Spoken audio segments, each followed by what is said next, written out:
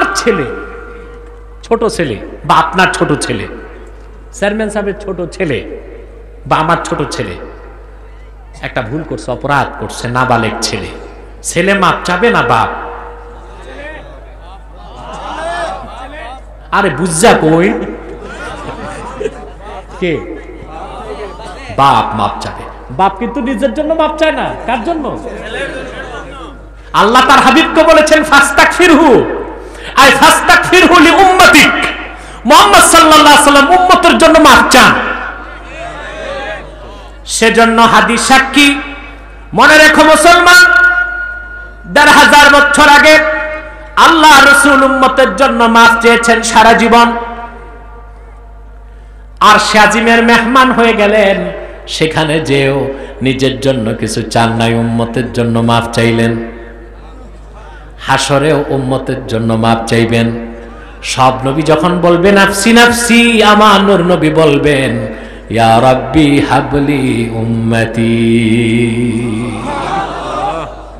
মাফি চাইবেন, ঠিক কিনা?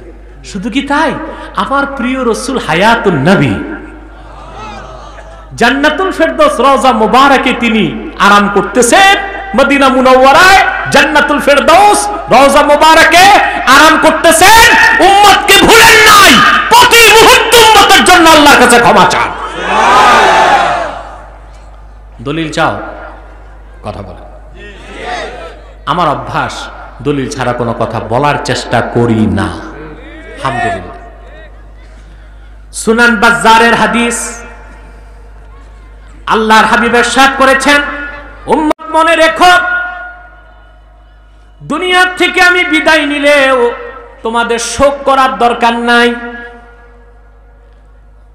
কারণ হচ্ছে তুরাজু আলাইয়া আমালুকুম, আমি মুহাম্মদ সাল্লাল্লাহু আলাইহি ওয়াসাল্লাম হায়াতুন নবী জান্নাতুল ফেরদৌস রওজা মুবারাকে তোমাদের আমলগুলো আমাকে দেখানো হবে। ফামা রাআইতু মিন খাইরিন ফাহামিদতুল্লাহ আলাইহি, যখন দেখবো তোমরা নেক কাজ করো, ভালো কাজ করো, আমি আল্লাহর প্রশংসা করব। যখন দেখবো ফামা রাআইতু মিন শাররিন ফাস্তাগফারতুল্লাহ লাকুম, যখন দেখবো তোমরা গুনার কাজ করতেছো, আমি তোমাদের জন্য আল্লাহর কাছে গুনাহ মাফের দোয়া করব। সুবহানাল্লাহ। আফসোস মুসলমান, আল্লাহর হাবিব মুহাম্মদ সাল্লাল্লাহু আলাইহি সাল্লাম এবং আল্লাহকে আপন করতে পারি নাই। আপন করলাম জীবনকে, করলাম দলকে, করলাম নেতাকে, করলাম নেত্রীকে, করলাম পয়সাকে, করলাম চাকরিকে, করলাম ব্যবসাকে, ঠিক কিনা বলে? কয় পয়সা কাজে আসবে আখেরাতে? কথা বলেন। বর্তমান ভারতের কুখ্যাত, পাঞ্জাবের কুখ্যাত, গুরুদাসপুরের কুখ্যাত কাদিয়ানে ইংরেজ আমলে এক শয়তান নিজকে নবী দাবি করছে। চিল্লায় বলেন নাউজুবিল্লাহ। শয়তান তার নাম রেখেছিল তার বাপ মির্জা গোলাম আহমদ কাদিয়ানি। সাবধান সাবধান, কাদিয়ানের কাজ্জাব, মিথ্যা নবুয়তের দাবিদার মির্জা গোলাম শয়তান কাদিয়ানিকে গোলাম আহমদ বলা যাবে না। কারণ গোলাম আহমদ অর্থ আহমদ এর গোলাম। কোন কাফের কোনদিনও গোলাম আহমদ এর গোলাম হতে পারে না। আর কাদিয়ানের কাজ্জাব মিথ্যা নবুয়তের দাবিদার মির্জা গোলাম শয়তান কাদিয়ানি, সে ছিল কুখ্যাত কাফের। সে গোলাম আহমদ এর গোলাম ছিল না, সে ছিল কুখ্যাত শয়তানের কুখ্যাত গোলাম। কাদিয়ানের কাজ্জাব মিথ্যা নবুয়তের দাবিদার মির্জা গোলাম শয়তান কাদিয়ানির উপর গজব এসেছে 1908 সালে। যখন গজব এসেছে, কাদিয়ানের কাজ্জাব মিথ্যা নবুয়তের দাবিদার মির্জা গোলাম শয়তান কাদিয়ানি 1908 সালে ধ্বংস হয়ে কুখ্যাত জাহান্নামের কুখ্যাত কুকুরে পরিণত হয়েছে। তার অনুসারীরাও ধ্বংস হয়েছে। বর্তমানে কিছু কাদিয়ানি বাংলাদেশে আছে যারা ইসলাম ও মুসলমানের বিপক্ষে চক্রান্ত করে যাচ্ছে। তাদেরকে নির্মূল করার জন্য সকল দলের মুসলমান ঐক্যবদ্ধ হইতে হবে। তারা মানুষকে ধোঁকা দেবার জন্য নাম পরিবর্তন করে করে মিথ্যা পরিচয় দেয়। কখনো পরিচয় দেয়, মিথ্যা পরিচয় দেয়, নিজেদের পরিচয় দেয় আহমদী জামাত, কখনো বলে আহমদিয়া জামাত, কখনো বলে আহমদী সম্প্রদায়, কখনো বলে আহমদিয়া সম্প্রদায়, কখনো বলে আহমদি মুসলিম জামাত, কখনো বলে আহমদিয়া মুসলিম জামাত। সাবধান, যত কাদিয়ানি ছিল আছে থাকবে তারা কেউ আহমদি জামাত নয়, আহমদিয়া জামাত নয়, আহমদি সম্প্রদায় নয়, আহমদিয়া সম্প্রদায় নয়, আহমদি মুসলিম জামাত নয়, আহমদিয়া মুসলিম জামাত নয়। তারা শয়তানি জামাত, কুখ্যাত জাহান্নামের কুখ্যাত কুকুরের দল। আমাদের সকল দলের একটাই দাবি, অনতিবিলম্বে স্বাধীন বাংলায় শয়তান কাদিয়ানীদেরকে রাষ্ট্রীয়ভাবে অমুসলিম ঘোষণা করতেই হবে, করতেই হবে, করতেই হবে।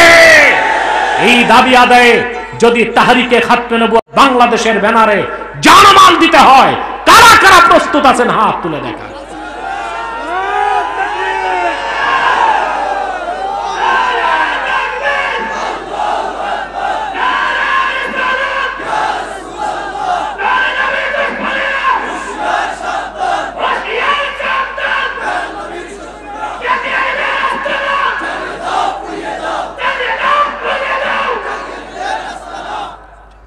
প্রিয় ভাই বন্ধুগণ, তাদেরকে অর্থনৈতিক সহযোগিতা করবেন না? করবেন? করেন? করেন। প্রাণ কোম্পানির যত জিনিস তাদের, সেজান কোম্পানির জুস তাদের, RFL এর পণ্য তাদের, প্রথম আলো, ডেইলি স্টার, কালের কণ্ঠে, এগুলো তাদের। আলহামদুলিল্লাহি নাহমাদুহু ওয়া নাস্তাঈনুহু ওয়া নাস্তাগফিরুহু ওয়া نعوذ بالله من شرور أنفسنا ومن سيئات أعمالنا من يهده الله فلا مضل له ومن يضلله فلا هادي له ونشهد أن لا إله إلا الله وحده لا شريك له ونشهد أن سيدنا وحبيبنا ومولانا محمدا عبد الله ورسوله صلى الله عليه وعلى آله وصحبه وسلم الذي أكمل الله به قصر النبوة أي ختم الله به النبوة وحكما لا نبي بعده وأعلن في القرآن بالبرهان أن محمدا صلى الله عليه وسلم خاتم النبيين والمرسلين الذي أرسله بالحق بشيرا ونذيرا وداعيا إلى الله بإذنه وسراجا منيرا فقد قال الله تعالى في كلامه المجيد والفرقان الحميد أعوذ بالله من الشيطان الرجيم بسم الله الرحمن الرحيم ألم نشرح لك صدرك ووضعنا عنك وزرك الذي أنقض ظهرك ورفعنا لك ذكرك صدق الله العظيم وصدق رسوله النبي الحبيب الكريم ونحن على ذلك من الشاهدين والشاكرين والحمد لله رب العالمين إن الله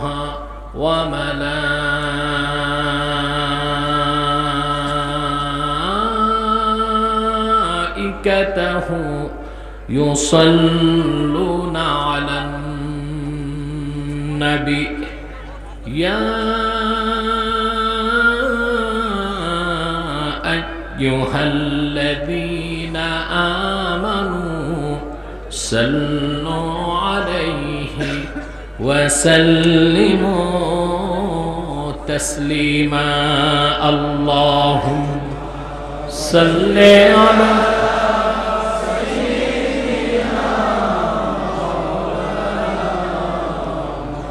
وعلى آل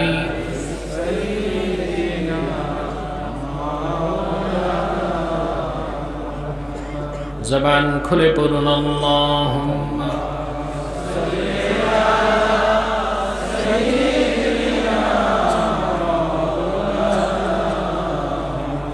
وعلى آل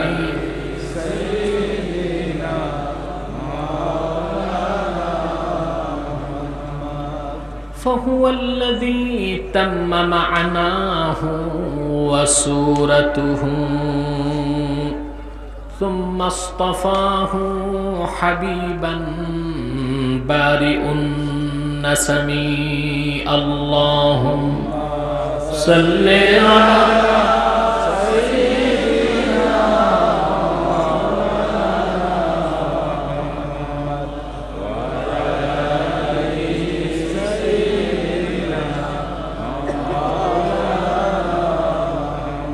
मोहम्मद मुस्तफ़ा नबियों की सरदार हैं दोनों जहां की सरकार आप खातिमुल अंबिया हैं सय्यदुल अबरार अल्लाहुम्मा सल्ली अला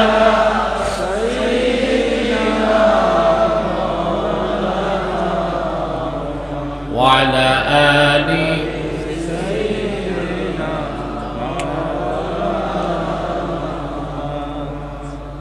मदीने की हवा से जन्नती बू आती है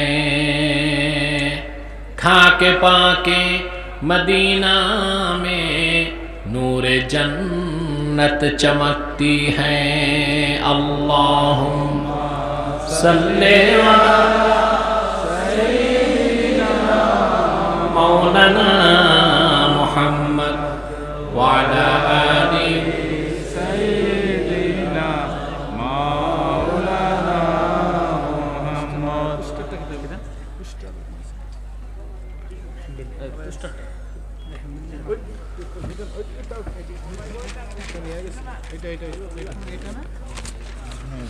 কর্মধা ইউনিয়ন বাজার দাখিল মাদ্রাসা কর্তৃক আয়োজিত ৩৫তম বার্ষিক ওয়াজ ও দোয়া মাহফিলের সম্মানিত সভাপতি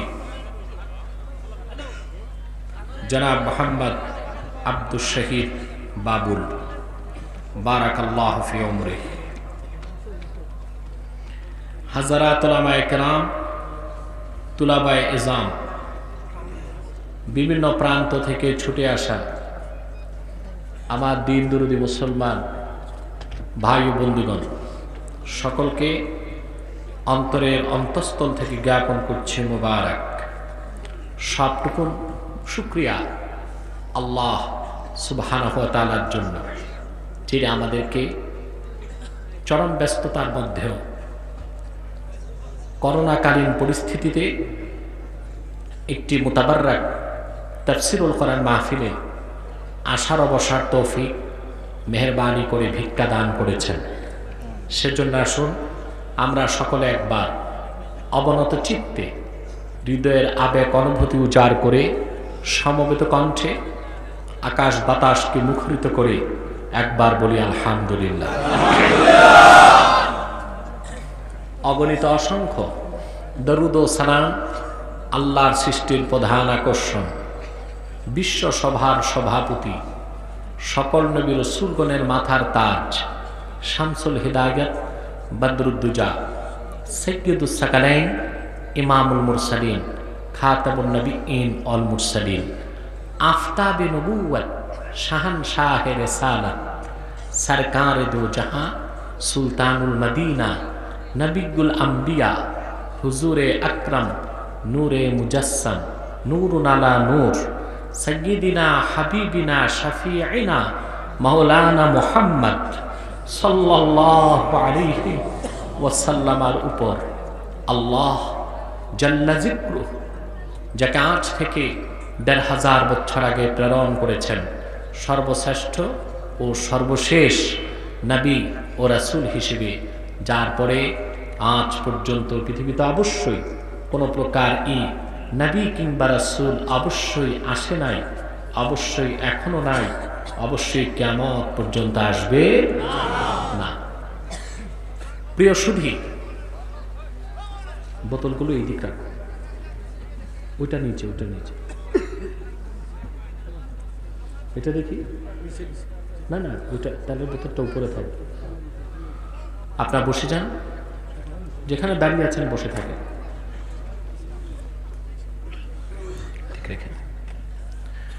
প্রিয় বন্ধুরা, আপনার ওয়াজ শুনেছেন সন্ধ্যা থেকে, ঠিক কিনা? ঠিকটাও তো ঠিক মতো বললেন না। আমি ৮টায় বসার কথা ছিল, মাদ্রাসার স্বার্থে ১ ঘন্টা আমি কোরবানি করেছি, আলহামদুলিল্লাহ।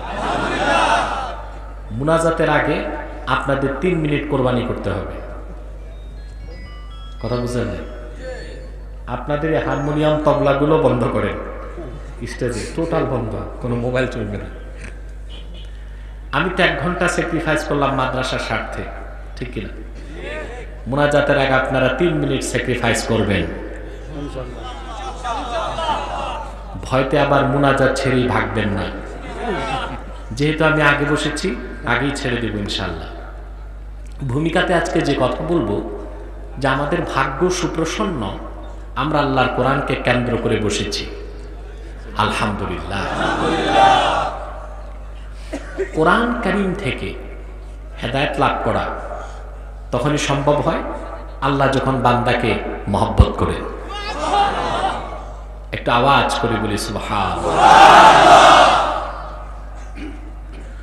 আল্লাহর হাবিব ইরশাদ করেছেন, মান ইউরিদিল্লাহু বিহি খাইরান ইউফাক্কিহু ফিদ্দিন। আল্লাহ যে বান্দার ভালো চান তাকে আল্লাহ দ্বীনের সমঝদার বানায় দেন। আল্লাহ কার ভালো চান? সুবহানাল্লাহ। আল্লাহ যাকে মায়া করেন, মহব্বত করেন, আল্লাহ তার ভালো চান, আর যার ভালো চান তাকে হেদায়েতের পথে টেনে আনে। সুবহান। এই যে আল্লাহ পাক আপনাদের ভালোবাসলেন, হেদায়েতের পথে টেনে আনলেন, এটা আপনারা খুশি না বেজার? মালিক চাইলেই হেদায়েত পাওয়া যায়, জোর করে কাউকে হেদায়েত করা যায়? কথা বলেন, যায়? আল্লাহ পাক কোরআন কারীমে বলেছেন, ইন্নাকা লা তাহদি মান আহবাবতা ওয়ালাকিন্নাল্লাহা ইয়াহদি মান ইয়াশা। মুহাম্মদ সাল্লাল্লাহু আলাইহি সাল্লাম, আপনি যার হেদায়েত চান তাকে আপনি হেদায়েত করতে পারবেন না। আল্লাহ যার হেদায়েত চান আল্লাহ টেনে তাকে ইসলামের পথে আনেন। সুবহানাল্লাহ। খুশি আছেন?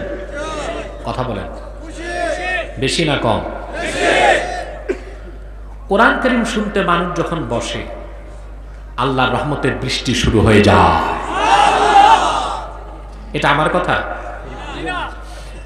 আল্লাহ রাব্বুল আলামিন বলেছেন, وَإِذَا قُرِئَ الْقُرْآنُ فَاسْتَمِعُوا لَهُ وَأَنصِتُوا لَعَلَّكُمْ তুরহামুন। যখন কোরআন পঠিত হয়, তেলাওয়াত হয়, শোনানো হয়, তখন তোমরা চুপ থাকো এবং মনোযোগ দিয়ে শোনো, যেন তোমরা রহমত পেতে পারো। যতক্ষণ কোনো মাজলিসে কোরআনের চর্চা চলে, কোরআন তেলাওয়াত হয়, কোরআন শোনানো হয়, আল্লাহর রহমতের ফেরেশতা চতুর্দিক বেষ্টন করে থাকে। মুনাজাতের আগ পর্যন্ত আল্লাহর পক্ষ থেকে বৃষ্টির মতো রহমত ঝরতে থাকে। আমরা খুশি আছি? বেশি না কম? সবাই খুশি। বেজার কে? বড় করে বলেন, শয়তান বেজার, ঠিক কিনা? শয়তানের সব চেষ্টা ব্যর্থতায় পর্যবেসিত হয়েছে, একটা চেষ্টা বাকি আছে। মুনাজাতের আগে উঠানো যায় কিনা, ঠিক কিনা? আমরা নেক নিয়ত করব, শয়তানের নাপাক গালে একটা থাপ্পড় দিব। সবাই রাজি আছেন? আমরা নিয়ত করছি কিছুক্ষণ পরে আজকের মুনাজাত করে গুনাহ মাফ করে নিষ্পাপ বেহেশতি আল্লাহওয়ালা হয়ে বাড়ি যেতে চাই। কারা কারা হাত তুলে আমার আল্লাহ তাআলাকে দেখা।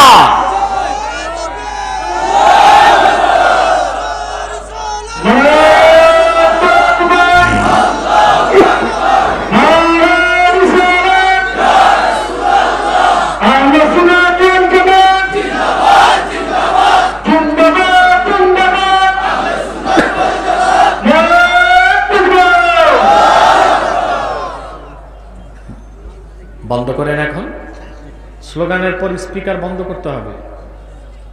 লোকটা কি স্টেজের নিচে না উপরে আছে? যে স্লোগান দিলেন উনি কোথায়? উপরে আছে।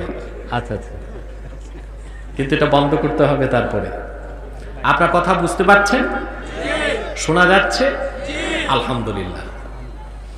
আজকে আমি সূরাতুল ইনশিরাহ, আলাম নাশরাহ লাকা সাদরাক, এই সূরাটিতে 8টি আয়াত, প্রথম 4টি আয়াত আমি তেলাওয়াত করেছি। আলহামদুলিল্লাহ। নির্ভরযোগ্য মুফাসসির এবং মুহাদ্দিসগণের দৃষ্টিকোণ থেকে এই 4টি আয়াতকে কেন্দ্র করে কিছু কথা আপনাদের সামনে তুলে ধরব। যদি আল্লাহ পাক আমাকে এবং আপনাদেরকে তৌফিক ভিক্ষা দান করেন, বলুন আল্লাহুম্মা আমিন।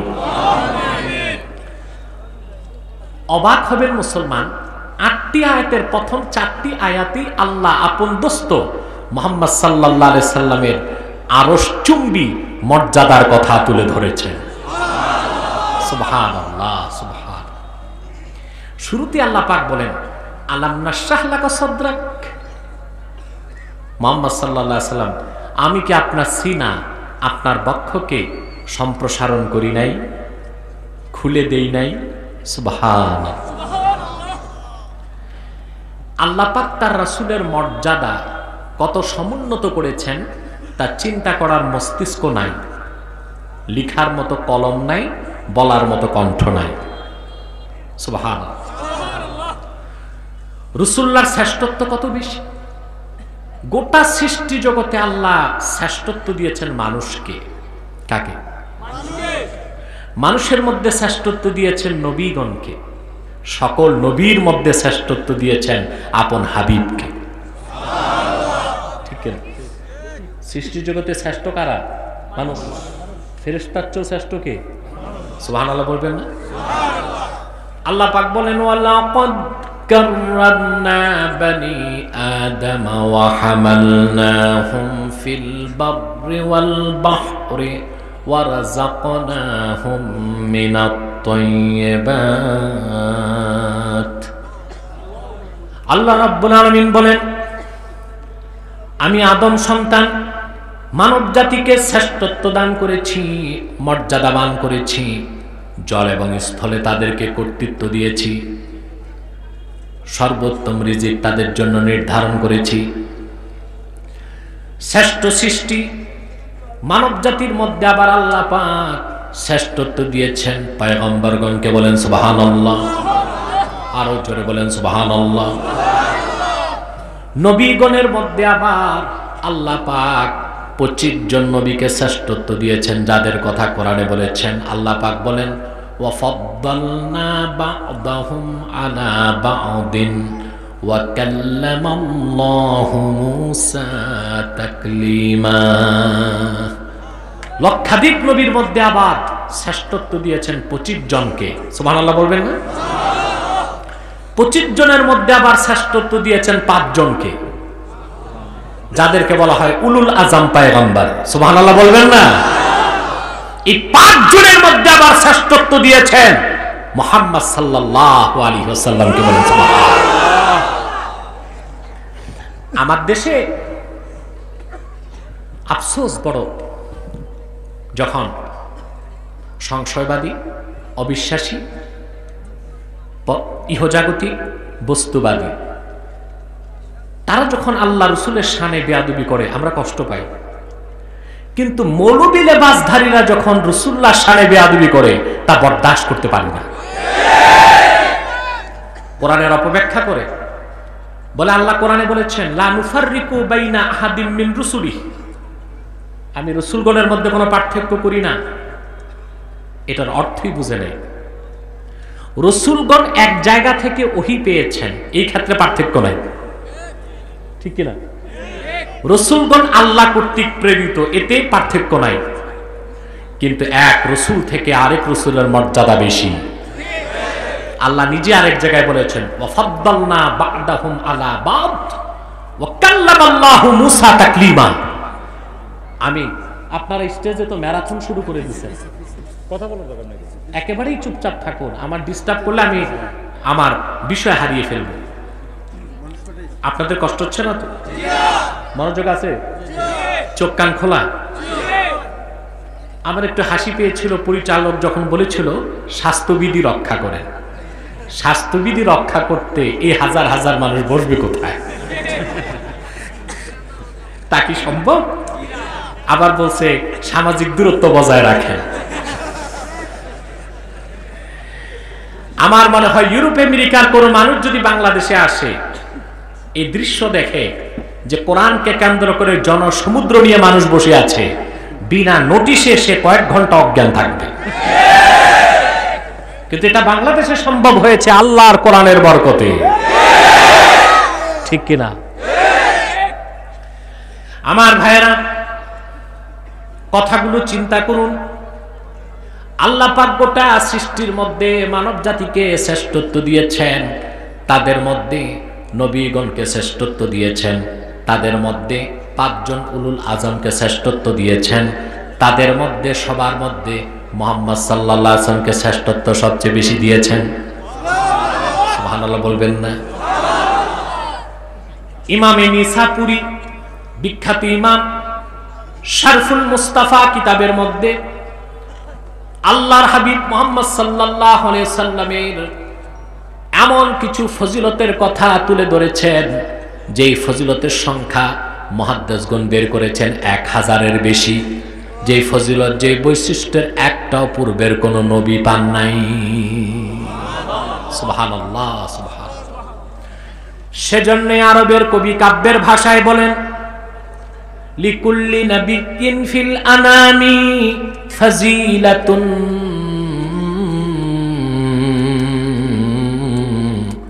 ওয়া জুমলাতুহা মাজমুআতুন বিমুহাম্মাদিন। লক্ষাধিক নবীর ফজিলত, শ্রেষ্ঠত্ব যদি এক পাল্লায় দেওয়া হয়, এককভাবে আবার নূর নবী মুহাম্মদ সাল্লাল্লাহু আলাইহি ওয়াসাল্লামের ফজিলত তার চেয়ে বেশি হবে। আল্লাহ পাক আপন দোস্ত মুহাম্মদ সাল্লাল্লাহু আলাইহি ওয়াসাল্লামের সেই আরশ চুম্বী মহান মর্যাদার কথা বলতে যে কোরআন কারীম সূরাতুল ইনশিরাহে প্রথম 4টি আয়াত নাজিল করেছেন। আল্লাহ পাক বলেন আলাম নাশরাহ লাকা সাদরাক ওয়া ওয়াদানা আনকা ওয়িজরাক। পারেন না আপনারা? গান তো খুব গাইতে পারেন। আবার কিছু বক্তা আমাদের দেশে এখন আছে গায়ক বক্তা, গান গায়, শান গায়। তখন আমার দেশে কিছু থার্ড ক্লাসের শ্রোতা আছে, কোরআন হাদিস বুঝে না, বক্তাও নাচে, শ্রোতাও নাচে। ওটা কি মাহফিল না গানের আসর বুঝাও তো মুশকিল, ঠিক কিনা বলেন? আপনাদের দেশে এগুলো আছে, ঠিক কিনা? এইরকম ভাইরাস ছড়ায় বক্তা ঢুকতে দিবেন না। এই মাটি শাহজালালের মাটি, শাহ কারামাত আলীর মাটি, শাহ ফরহানের মাটি, শাহ মাকদুমের মাটি। জনপুর, বদরপুর, ফুলতলি জমিন আবাদ করেছে। ভাইরাস ছড়াতে কোনো ভণ্ডবীর ভণ্ড বক্তাকে ঢুকতে দিবেন না।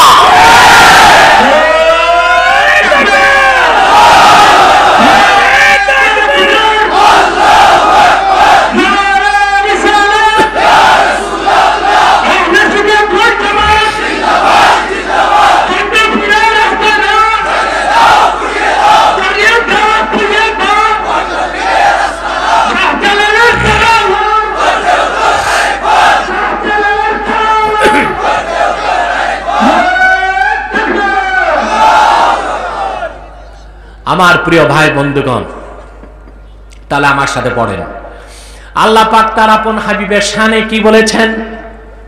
আল্লাহ আল্লাহ রাসূলের শান বলতে হবে কোরআন থেকে, ঠিক কিনা বলেন? বানায় বলবেন, কথা বলে না।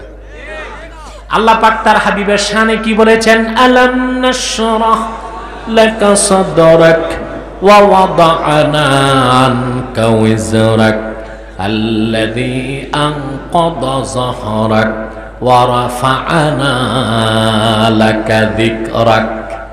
সুবহানাল্লাহ।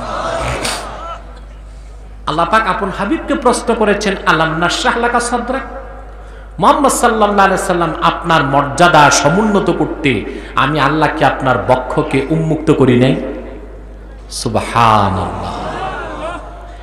আরবি ব্যাকরণে এই রকম বাক্যকে বলা হয় জুমলা ইস্তেফহামিয়া তাকরিরি, এমন প্রশ্নবোধক বাক্য যার জবাবটা হয় হ্যাঁ বাচক। কি হয়? আল্লাহ প্রশ্ন করেছেন, আলাম নাশরাহ লাকা সাদরাক, আমি কি আপনার মর্যাদা সমুন্নত করতে মুহাম্মদ সাল্লাল্লাহু আলাইহি ওয়াসাল্লাম আপনার সিনাটাকে প্রশস্ত করি নাই, উন্মুক্ত করি নাই?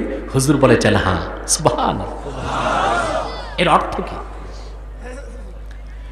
সমস্ত মুফাসসির একমত, সমস্ত মুফাসসির একমত।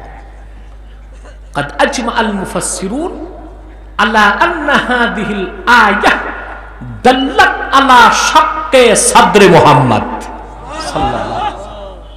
সকল মুফাসসির একমত, আল্লাহ পাক এই আয়াতের মাধ্যমে তার হাবিবের মহা অলৌকিক মুজিজা বক্ষ বিদারণের কথা তুলে ধরেছে। পূর্বের কোন নবীকে আল্লাহ বক্ষ বিদারণ করেন নাই, তার হাবিবের বক্ষ বিদারণ করেছেন। একবার নয়, 4 বার। সুবহানাল্লাহ বলবেন না? কেন করেছেন? প্রশ্ন আসে না? তার একটি জবাব হলো, মানুষকে আল্লাহ অনেক রকম শক্তি দিয়েছেন। মানুষের একটি শক্তি দেহে, আর একটি শক্তি মাথায়, আর একটি শক্তি সিনায়। সুবহানাল্লাহ বলবেন। কাফের মুশরিক বেঈমানকে আল্লাহ দেহে শক্তি দিয়েছেন, কোন কোন মানুষের মাথায় বুদ্ধি দিয়েছেন, কিন্তু মুমিনকে আল্লাহ একটা শক্তি দেন, ওই শক্তি তাকে সিনায়।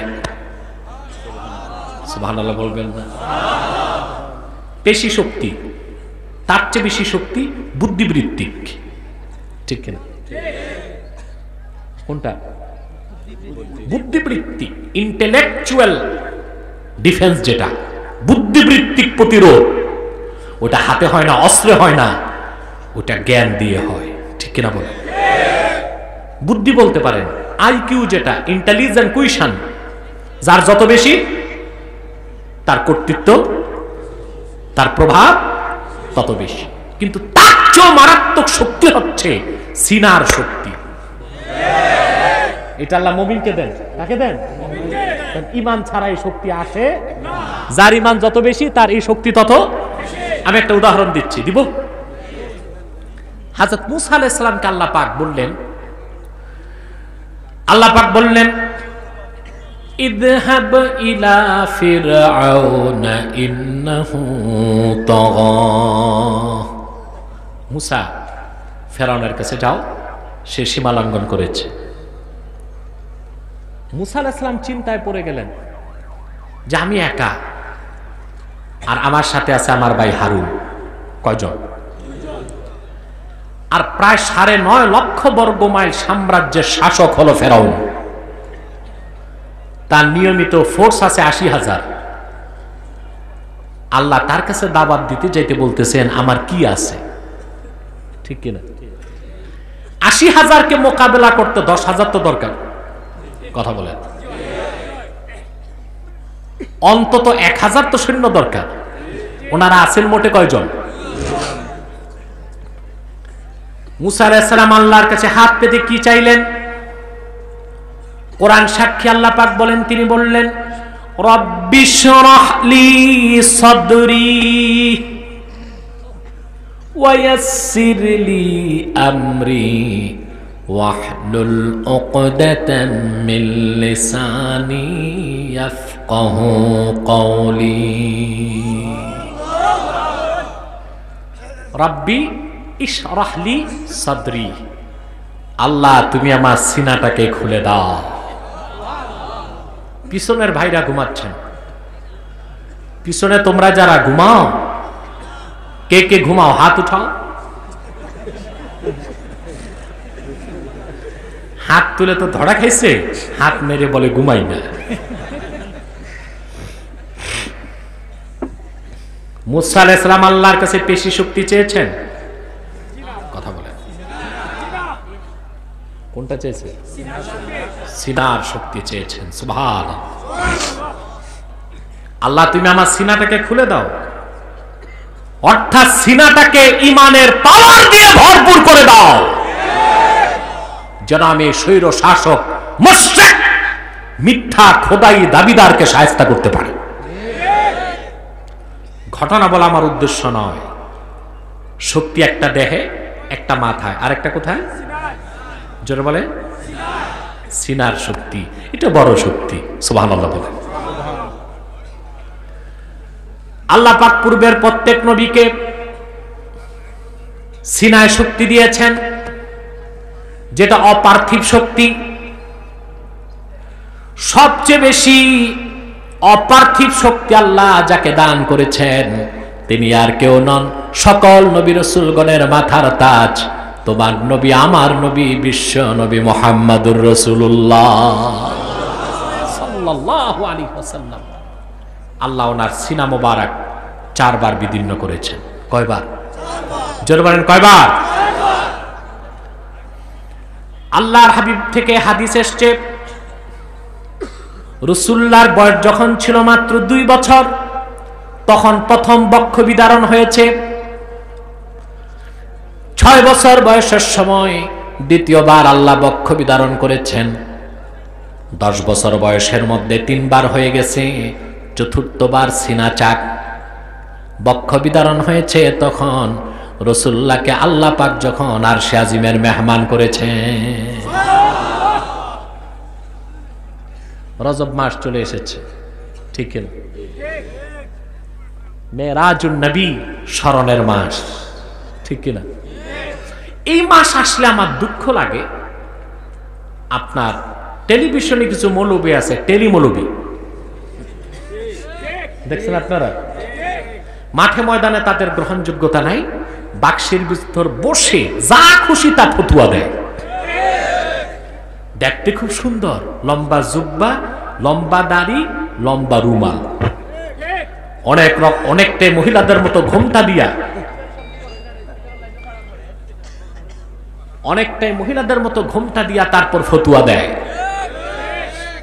রজব মাস আসলে মেরাজের আলোচনা হয় না, বিতর্ক করা হয় রাসূলুল্লাহ মেরাজে সশরীরে গেছেন না আধ্যাত্মিক ভাবে গেছেন, ঠিক কিনা? হয় কিনা? তারপর বুঝানো হয় জাতিকে রাসূলুল্লাহ চর্মচোখে আল্লাহকে দেখেন নাই। এই সব প্রশ্নের জবাব আজকে দিব ইনশাআল্লাহ, আমি যদি আল্লাহ পাক তৌফিক দান করেন। চতুর্থবার বক্ষ বিদারণ হয়েছে রাসূলুল্লাহ মেরাজে যাওয়ার রাতে। সুবহানাল্লাহ বলবেন। আল্লাহর হাবিব বলেন, আমি একটি রায়াতে এসেছে আবু তালেবের ঘরে, আরেক রায়াতে এসেছে উম্মে হানির ঘরে, আরেক রায়াতে এসেছে মাতাফ হাতিমে কাবা। রাসূলুল্লাহ সেখানে আরাম করছিলেন। রাসূলুল্লাহর সাথে ছিলেন জাফর সাদেক, আমিরে হামজা, অনেকেই শুয়েছিলেন। আল্লাহর হাবিব বলেন, রাতের অর্ধেক শেষ হওয়ার পর দেখি জিবরিল চলে এসেছে, সঙ্গে মিকাইল। সুবহানাল্লাহ। আল্লাহর হাবিব বলেন, জিবরিল আমার মাথার কাছে দাঁড়ালেন, মিকাইল আমার পায়ের সামনে দাঁড়ালেন। মিকাইল জিজ্ঞেস করলেন, আল্লাহ পাক কাকে দাওয়াত করেছেন মেরাজ রজনীতে? হযরত জিবরিল বললেন, মাঝখানে যিনি ঘুমিয়ে আছেন, যার চেহারা থেকে নূরের দ্যুতি বের হচ্ছে, তিনি মুহাম্মদুর রাসূলুল্লাহ সাল্লাল্লাহু আলাইহি ওয়াসাল্লাম। জিবরিল আল্লাহর হাবিবকে ডান হাত ধরে ঘুম থেকে উঠালেন। রাসূলুল্লাহকে নিয়ে গেলেন জমজম কূপের কাছে। হাদিসটি বুখারীতেও আছে, মুসলিমও আছে, মিশকাতেও আছে, মালিক বিন সাসা থেকে বর্ণিত। হাদিসটি দালাইলুন নবুয়াতেও এসেছে।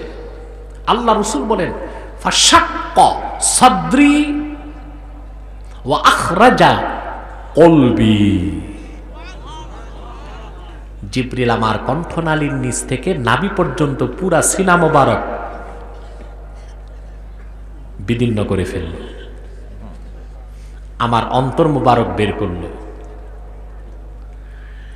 কিছু জিনিস ঝেড়ে ফেলে দিল, জমজম পানি দিয়ে ধৌত করল, জান্নাত থেকে নূরের পেয়ালায় নিয়ে আসা কিছু জিনিস দিয়ে ধৌত করে আল্লাহর পক্ষ থেকে আনা হিকমত দিয়ে, নবুয়ত দিয়ে, নূর দিয়ে আমার অন্তরকে ভরপুর করে দিল।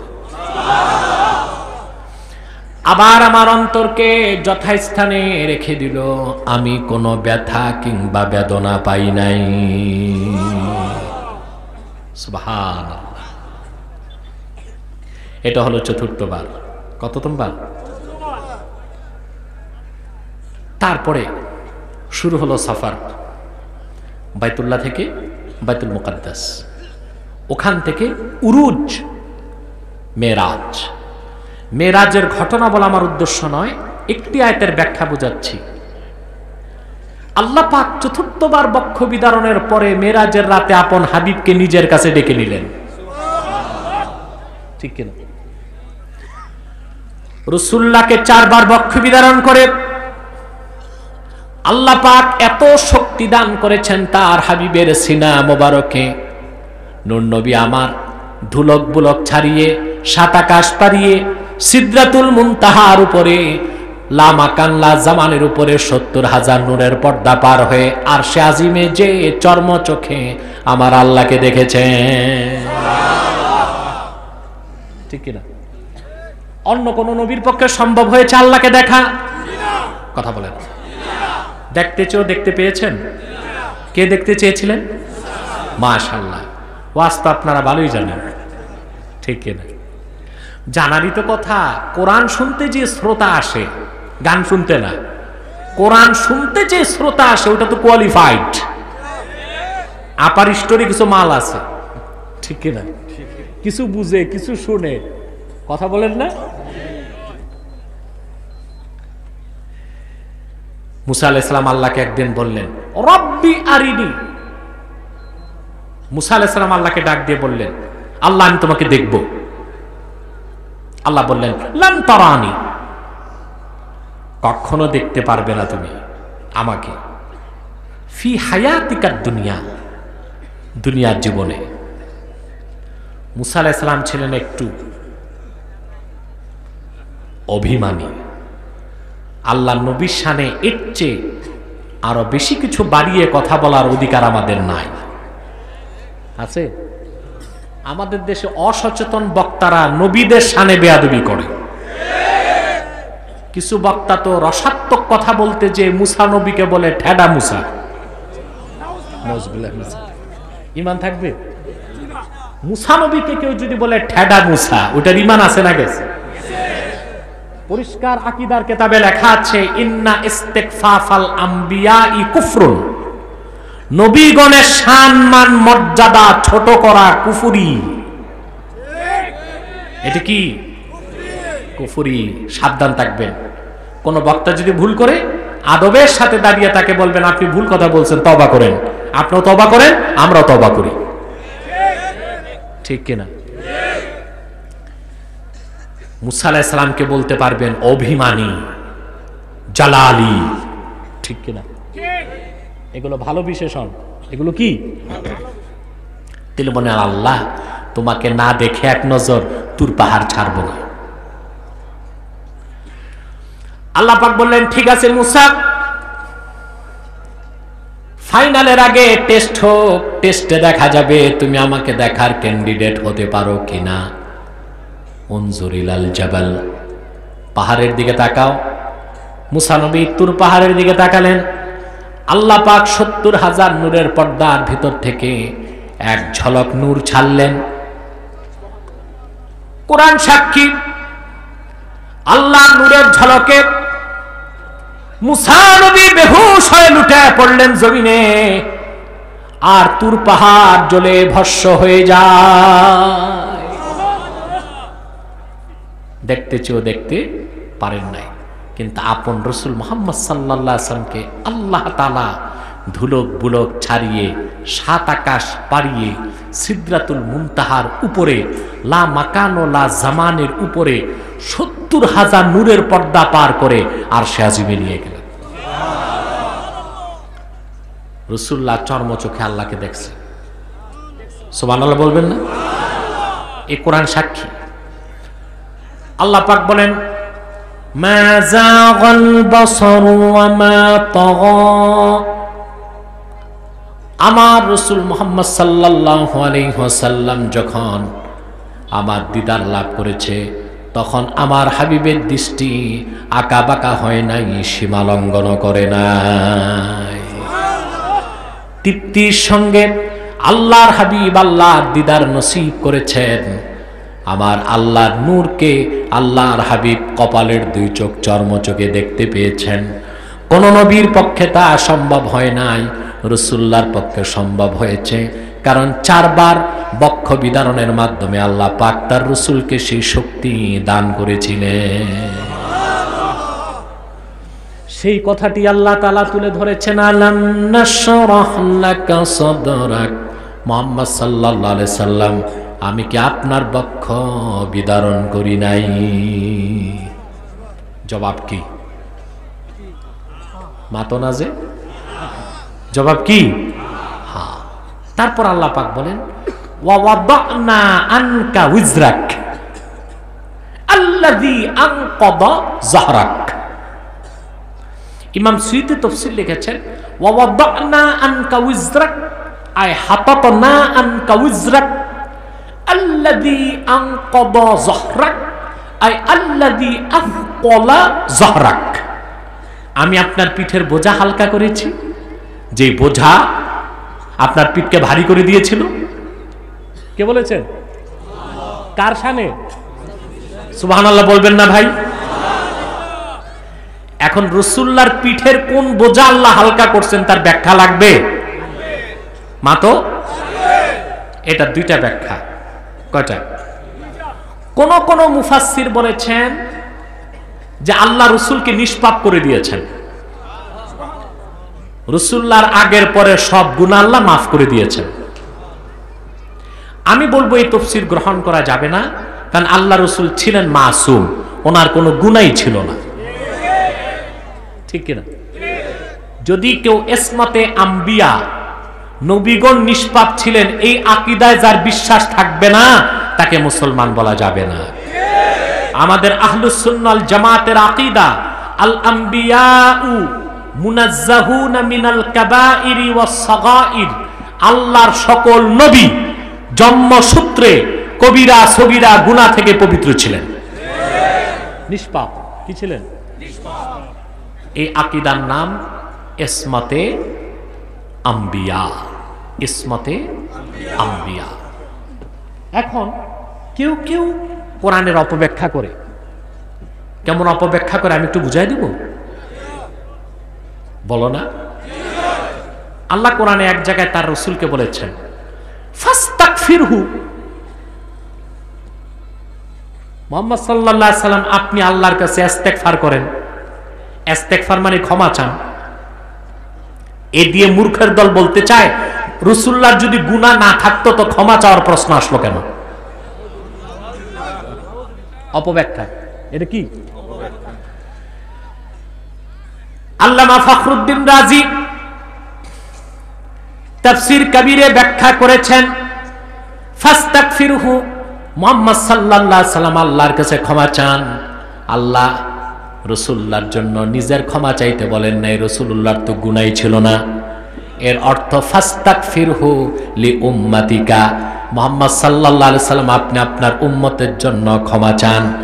কারণ উম্মত সারা জীবন ক্ষমা চাইলেও দোয়া কবুল হতেও পারে, না হতে পারে, কিন্তু আপনি রাসূল যদি উম্মতের জন্য ক্ষমা চান, আল্লাহ মাফ করে দিবেন। আল্লাহ কি বলেন আর আমরা কি বুঝি? নাউজুবিল্লাহ বলবেন না? আল্লাহ কি বলেন আর আমরা কি বুঝি? আমার ছেলে, ছোট ছেলে বা আপনার ছোট ছেলে, চেয়ারম্যান সাহেবের ছোট ছেলে বা আমার ছোট ছেলে একটা ভুল করছে, অপরাধ করছে, নাবালেগ ছেলে, ছেলে মাপ চাবে না বাপ? আরে বুঝা কই কে? বাপ মাপ চাবে। বাপ কিন্তু নিজের জন্য মাপ চায় না, কার জন্য?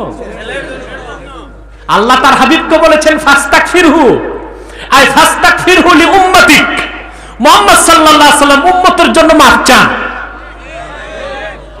সেজন্য হাদিস সাক্ষী, মনে রেখো মুসলমান, ১৫০০ বছর আগে আল্লাহ রাসূল উম্মতের জন্য মাফ চেয়েছেন সারা জীবন। আর শাজিমের মেহমান হয়ে গেলেন, সেখানে যেও নিজের জন্য কিছু চান নাই, উম্মতের জন্য মাফ চাইলেন। হাসরেও উম্মতের জন্য মাফ চাইবেন। সব নবী যখন বলবেন নাফসি নাফসি, আমার নূর নবী বলবেন ইয়া রাব্বি হাবলি উম্মতি, মাফি চাইবেন, ঠিক না? শুধু কি তাই, আমার প্রিয় রাসূল হায়াতুন নবী, জান্নাতুল ফেরদৌস রওজা মুবারাকে তিনি আরাম করতেছেন। মদিনা মুনাওয়ারায় জান্নাতুল ফেরদৌস রওজা মুবারাকে আরাম করতেছেন। উম্মতকে ভুলেন নাই, প্রতি মুহূর্তে উম্মতের জন্য আল্লাহর কাছে ক্ষমা চান। দলিল চাও, কথা বলে। আমার অভ্যাস, দলিল ছাড়া কোনো কথা বলার চেষ্টা করি না, আলহামদুলিল্লাহ। সুনান বাজ্জারের হাদিস, আল্লাহর হাবিব ইরশাদ করেছেন, উম্মত মনে রেখো, দুনিয়া থেকে আমি বিদায় নিলেও তোমাদের শোক করার দরকার নাই। কারণ হচ্ছে তুরাজু আলাইয়া আমালুকুম, আমি মুহাম্মদ সাল্লাল্লাহু আলাইহি ওয়াসাল্লাম হায়াতুন নবী জান্নাতুল ফেরদৌস রওজা মুবারাকে তোমাদের আমলগুলো আমাকে দেখানো হবে। ফামা রাআইতু মিন খাইরিন ফাহামিদতুল্লাহ আলাইহি, যখন দেখব তোমরা নেক কাজ করো, ভালো কাজ করো, আমি আল্লাহর প্রশংসা করব। যখন দেখব ফামা রাআইতু মিন শাররিন ফাস্তাগফারতুল্লাহ লাকুম, যখন দেখব তোমরা গুনার কাজ করতেছো, আমি তোমাদের জন্য আল্লাহর কাছে গুনাহ মাফের দোয়া করব। সুবহানাল্লাহ। আফসোস মুসলমান, আল্লাহর হাবিব মুহাম্মদ সাল্লাল্লাহু আলাইহি সাল্লাম এবং আল্লাহকে আপন করতে পারি নাই। আপন করলাম জীবনকে, করলাম দলকে, করলাম নেতাকে, করলাম নেত্রীকে, করলাম পয়সাকে, করলাম চাকরিকে, করলাম ব্যবসাকে, ঠিক কিনা বলে? কয় পয়সা কাজে আসবে আখেরাতে? কথা বলেন। আল্লাহ পাক বলেছেন, ইয়াওমা লা তানফাউ মালু ওয়ালা বানুন ইল্লা মান আতাল্লাহা বিকলবিন সালিম। মাল, ধন, সম্পদ, স্ত্রী, পরিজন, সন্তান, নেতা নেত্রী, দল, টাকা পয়সা, বিত্ত, বৈভব, কোনো কিছুই কিয়ামতে কাজে আসবে না। মুক্তি পাবে সেই ইল্লা মান আতাল্লাহা বিকলবিন সালিম, সুস্থ হৃদয় নিয়ে, আল্লাহ তার রাসূলের ভালোবাসায় ভরা একটা হৃদয় নিয়ে যে উপস্থিত হবে, সেই পরকালে নাজাত পাবে, মুক্তি পাবে, আল্লাহর জান্নাত পাবে, ঠিক কি না? তাহলে রাসূল করিম সাল্লাল্লাহু আলাইহি ওয়াসাল্লামের কোনো গুনাহই ছিল না। আল্লাহ যে বললেন ওয়া ওয়াদানা আনকা ওয়িজরাক, আমি আপনার পিঠের বোঝা হালকা করেছি, সেটার অর্থ গুনাহ না। তাহলে কি অর্থ? দ্বিতীয় অর্থ হলো দায়িত্বের বোঝা। সুবহানাল্লাহ। কিসের বোঝা? লক্ষাধিক নবীকে আল্লাহ যে দায়িত্ব দিয়েছিলেন, তার চেয়ে বেশি বোঝা ছিল রাসূলুল্লাহর একার দায়িত্ব। বুঝেন না? বোঝা দুই প্রকার। কয় প্রকার? কথা বলেন। মাইকে আবার শোনা যাচ্ছে? বুঝাও যাচ্ছে? বোঝা কয় প্রকার? একটি হলো আরাজি, আরেকটা হলো মানাবি। আরাজি হচ্ছে যে বোতল, এটার বোঝা আমি হাতে নিলাম, এটা বোঝা না? কথা বলেন। আপনাকে যদি 2 মণ বোঝা দিয়ে মাথায় নিতে পারবেন? পারবেন। 4 মণ দিলে শুয়ে পড়বেন, 8 মণ দিলে ডাইল হয়ে যাবে, ঠিক না? কিন্তু আপনি জানেন, পিঁপড়া দেখছেন, একটি পিপিলিকা পিঁপড়া তার শরীরের ওজন থেকে 13 গুণ বেশি বহন করতে পারে। সুবহানাল্লাহ। পিঁপড়া দেখেই বিজ্ঞান ক্রেনের প্রযুক্তি আবিষ্কার করেছে। কোত্থেকে?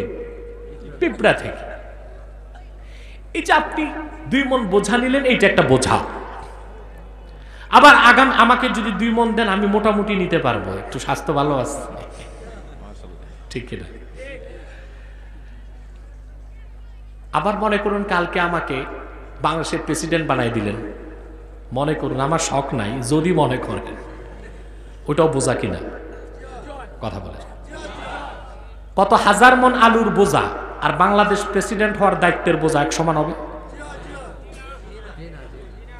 দায়িত্বের বোঝা কোনটা বড়? কোন বোঝাটা বড়? বস্তুর বোঝা না দায়িত্বের বোঝা? এই তো বুঝে গেছেন। রাসূলুল্লাহর দায়িত্ব কতটুকু ছিল দেখুন। 1 লক্ষের উপর নবী, হাজার হাজার বছর দিনের দাওয়াত দিয়েছেন, দিন পরিপূর্ণ হয় নাই। হয়েছে? কিন্তু আখিরি নবী আমার মুহাম্মদ সাল্লাল্লাহু আলাইহি ওয়াসাল্লাম 1500 বছর আগে মাত্র 23 বছর দিনের দাওয়াত দিয়েছেন। মক্কায় 13 বছর, মদিনায় 10 বছর। আল্লাহ পাক দিন ইসলামকে পরিপূর্ণ করে দিয়েছেন।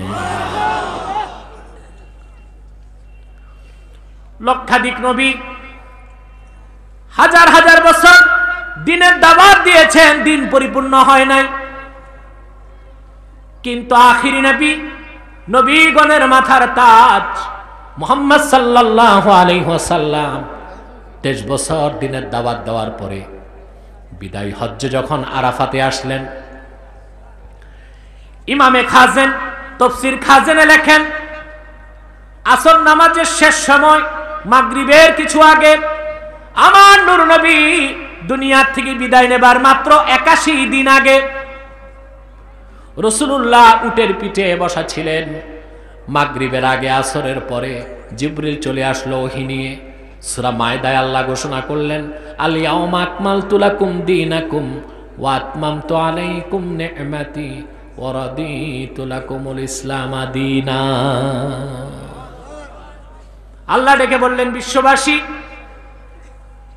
লাখের উপর নবী হাজার হাজার বছর দিনের দাওয়াত দিয়েছে, দিন পরিপূর্ণ হয় নাই। কিন্তু আজকে আমি আমার আখিরি নবী মুহাম্মদ সাল্লাল্লাহু আলাইহি সাল্লামের রক্ত ঝরা দিন ইসলামকে 23 বছরের মেহনতের বিনিময়ে তোমাদের জন্য পরিপূর্ণ করে দিলাম। ওয়া আতমামতু আলাইকুম নি'মাতি, তোমাদের উপর আমার নিয়ামতকে পরিসমাপ্ত করলাম। ওয়া রাদিতু লাকুমুল ইসলাম দীনা, আর সন্তুষ্ট চিত্তে দিন ইসলামকে মনোনীত করলাম, স্বীকৃতি দিলাম। বলেন সুবহানাল্লাহ। তাহলে বুঝতে পেরেছেন, লাখের উপর নবীর দায়িত্বের বোঝা ছিল একদিক, আবার আখিরি নবী মুহাম্মদ সাল্লাল্লাহু আলাইহি ওয়াসাল্লামের দায়িত্বের বোঝা ছিল আরেক দিক।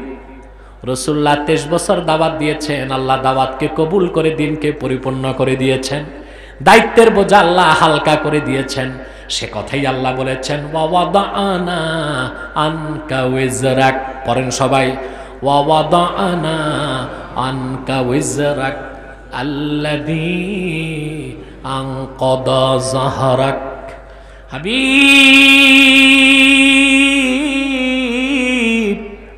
মুহাম্মদ সাল্লাল্লাহু আলাইহি ওয়াসাল্লাম, আমি আপনার পিঠের বোঝা হালকা করে দিয়েছি, যেই বোঝা আপনার পিঠকে ভারী করে দিয়েছিল। 3 আয়াতের ব্যাখ্যা বুঝেছেন? জিটাও ঠিক মতো বললেন না। আর রইল কয় আয়াত? আর 1 আয়াতের ব্যাখ্যা করে আজকের মতো বিদায় ইনশাআল্লাহ। একটু জিকির করবেন? কই জি না, একে পাগল নাকি?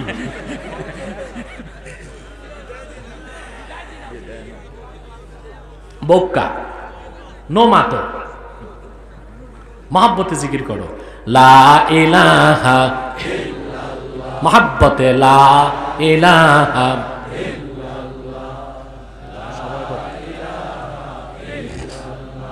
1 ঘন্টা হয়ে গেছে, আরো আধা ঘন্টা। লা ইলাহা মহাব্বতে লা ইলাহা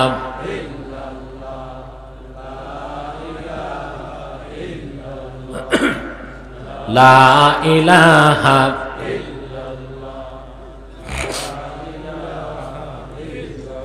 সুবহানাল্লাহ আলহামদুলিল্লাহ লা ইলাহা লা ইলাহা লা ইলাহা ইল্লাল্লাহ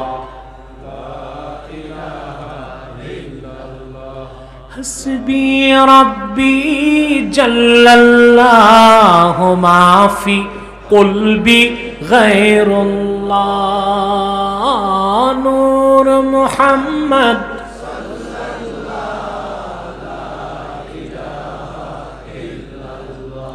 সুবহানাল্লাহ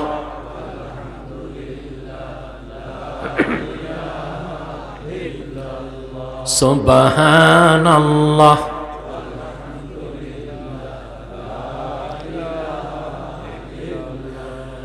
अल्लाह अल्लाह बोलो बंदे अल्लाह अल्लाह बोलो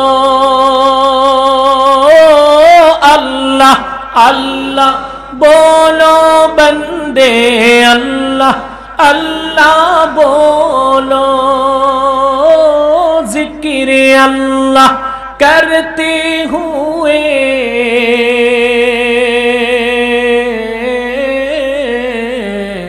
राहे जन्नत चलो ला इलाहा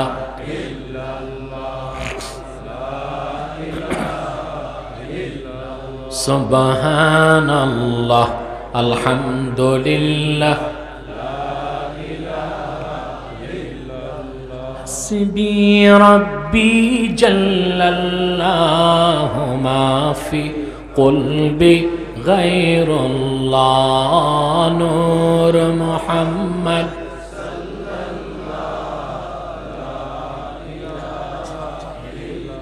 ला इलाहा इल्लल्लाह मुहम्मदुर रसूलुल्लाह सल्लल्लाहु अलैहि वसल्लम।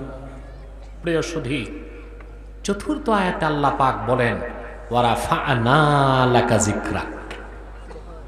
সুবহানাল্লাহ।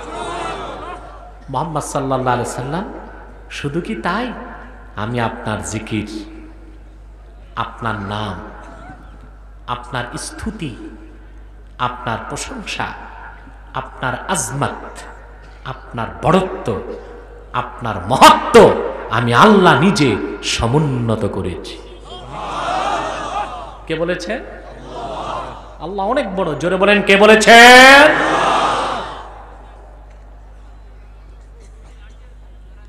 অবাক হবেন মুসলমান, এই আয়াতের তাফসীর আবার আল্লাহ নিজে করছেন।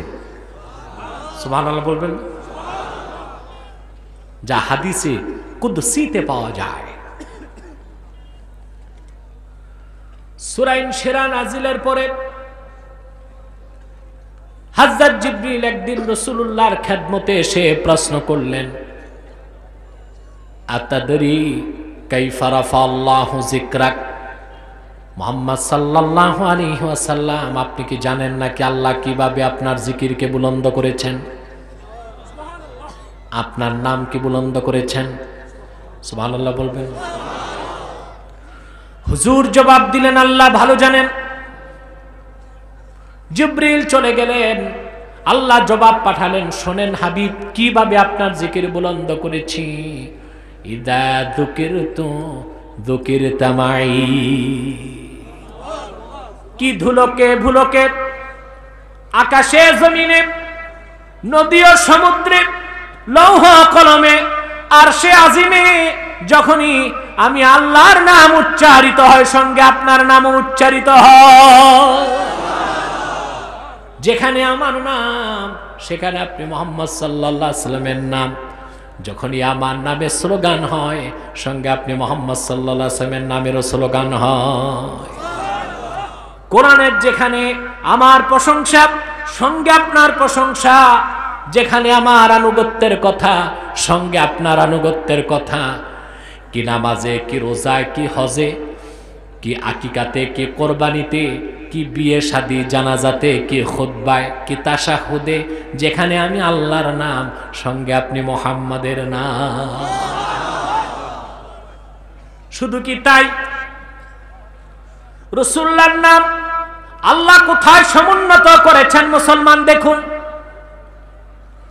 ধুলক বুলক ছাড়িয়ে সাত আকাশ পাড়িয়ে সিদরাতুল মুনতাহার উপরে ৭০,০০০ নূরের পর্দার উপরে আমার আল্লাহ পাক আরশে আজিমে নিজের নামের সঙ্গে মুহাম্মদ সাল্লাল্লাহু আলাইহি ওয়াসাল্লামের নামটা লিখে রেখেছেন। সুবহানাল্লাহ বলবেন না? আমাদের দেশে যদিও লামাযহাবী মৌলবীরা বলে কোনো হাদিস নাই, শুধু আমার কাছে এই ব্যাপারে সনদ সহ সহিহ ৫টি হাদিস আছে আলহামদুলিল্লাহ। কয়টি? আরশে আজিমে আল্লাহর নামের সাথে রাসূলুল্লাহর নাম লেখা আছে। সুবহানাল্লাহ বলবেন? সুবহানাল্লাহ বলবেন না? এই জন্যে হযরত আদম যখন বেহেশতে আল্লাহকে সাজদা করছেন, বেহেশতে সময়টা ছিল দুনিয়াতে মাগরিব থেকে আসর থেকে মাগরিব যতটুক সময় এতটুক। সুবহানাল্লাহ বলবেন? আল্লাহ পাক আদমকে ডাক দিয়ে বললেন, ইয়া আদম উরফা রাসাক, আদম সাজদা থেকে তোমার মাথা উঠাও। ফারাফা রাসাহু ফারাআ নূর মুহাম্মাদিন সাল্লাল্লাহু আলাইহি ওয়াসাল্লাম ফি সুরাদিকিল আরশিল মুআল্লা। সাজদা থেকে আদম মাথা তুলেই আমার আল্লাহর আরশে আজিমে দেখেন নূরে মুহাম্মাদি চমকাচ্ছে। শুধু তাই নয়, বদরুদ্দিন আইনি উমদাতুল কারিতে ইমাম হাকিমের সূত্রে বর্ণনা করেছেন, ইন্না আদামা রাআ ইসমা মুহাম্মাদিন সাল্লাল্লাহু আলাইহি ওয়াসাল্লাম মাকতুবান ফিল আরশ। হযরত আদম সাজদা থেকে মাথা তুলে আমার আল্লাহর আরশে আজিমে আল্লাহর নামের সঙ্গে রাসূলুল্লাহর নাম লেখা দেখতে পেলেন। সুবহানাল্লাহ। ওয়া রাফা'না লাকা যিকরাক, মুহাম্মদ সাল্লাল্লাহু আলাইহি ওয়াসাল্লাম আপনার যিকর, আপনার স্তুতি, আপনার প্রশংসা আমি আল্লাহ বুলন্দ করেছি। সুবহানাল্লাহ বলবেন না? রাসূল করিম সাল্লাল্লাহু আলাইহি সাল্লামের প্রশংসা, রাসূলুল্লাহর যিকর, রাসূলুল্লাহর সম্মান আল্লাহর কাছে কত বেশি জানেন? সুবহানাল্লাহ। উহুদ যুদ্ধে স্টেজে কথা বলেন না তোকে, একেবারে চুপ থাকে, বসে যান। এত ছবি তুললে আমার চেহারার কি অবস্থা হবে? মানুষগুলো ইচ্ছে করে আমাদেরকে গুনাহগার বানায়। আগে মুখটুক ঢাকতাম, এখন দেখছি কাজ হয় না। চুপে চাপে এদিক সেদিক থেকে শুধু ছবি, শুধু ভিডিও। এত তো ভালো না, কি বলেন আপনার? আল্লাহর কাছে তার হাবিবের মর্যাদা, শান কত দামি। সুবহানাল্লাহ। উহুদ যুদ্ধে আল্লাহ রসুলের দুটো দাঁত শহীদ হয়েছে। হুজুর বদদোয়া করেন নাই, হাত তুলে দোয়া করছেন, আল্লাহুম্মা ইহদি কওমি ফাইন্নাহুম লা ইয়ালামুন। আল্লাহ আমার জাতিকে মাফ করে দাও, ওরা জানে না। উহুদের পর সবচেয়ে বড় যুদ্ধ হয়েছে খন্দক, যে যুদ্ধকে আল্লাহ কোরআনে বলেছেন আহজাব। কি এই নামে একটা সূরাও আছে, সূরাতুল আহজাব, ঠিক কিনা? এই যুদ্ধে আল্লাহ রসুলের সাহাবীগণের তেমন ক্ষতি হয়নি, শুধু একজন সাহাবী শহীদ হয়েছিলেন। যুদ্ধে আল্লাহ মহাবিজয় দান করেছিলেন। কিন্তু যুদ্ধের তীব্রতার কারণে আল্লাহর হাবিব ও সাহাবায়ে কেরামের আসর নামাজটা কাজা হয়ে গিয়েছিল। মাগরিবের পর নামাজ রাসূলুল্লাহ পড়েছেন, কিন্তু বরদাস্ত করতে পারেন নাই 2 রাকাত নামাজ ছুটে যাবার কারণে। হুজুর হাত তুলে বদদুয়া করলেন কাফেরদেরকে, আল্লাহুম্মা ইমলা বুতুনাহুম ওয়া কুবুরাহুম নারা। আয় আল্লাহ, যে কাফেরদের কারণে আসর নামাজ ছুটে গেল সে কাফেরদের সিনা আর তাদের কবরগুলোকে তুমি জাহান্নামের আগুনে ভরপুর করে দাও। চিন্তা করেন মুসলমান, উহুদ যুদ্ধে রাসূলুল্লাহর দাঁত শহীদ হয়ে গেল, রাসূলুল্লাহ বদদুয়া করলেন না, কারণ সেটা ছিল রাসূলুল্লাহর নিজের হক। খন্দক যুদ্ধে নামাজ ছুটে গেল, হুজুর মাফ করলেন না, কারণ সেটা ছিল আল্লাহর হক। কার হক? এবার দেখেন আল্লাহ কি সিদ্ধান্ত নিলেন। মাগরিবের পর ওহী নাজিল হয়ে গেল। হাদিসে কুদসি আমার আল্লাহ পাক ডাক দিয়ে বললেন, হাবিবি কদ্দামতা হাক্কি আলা হাক্কি। হাবিব,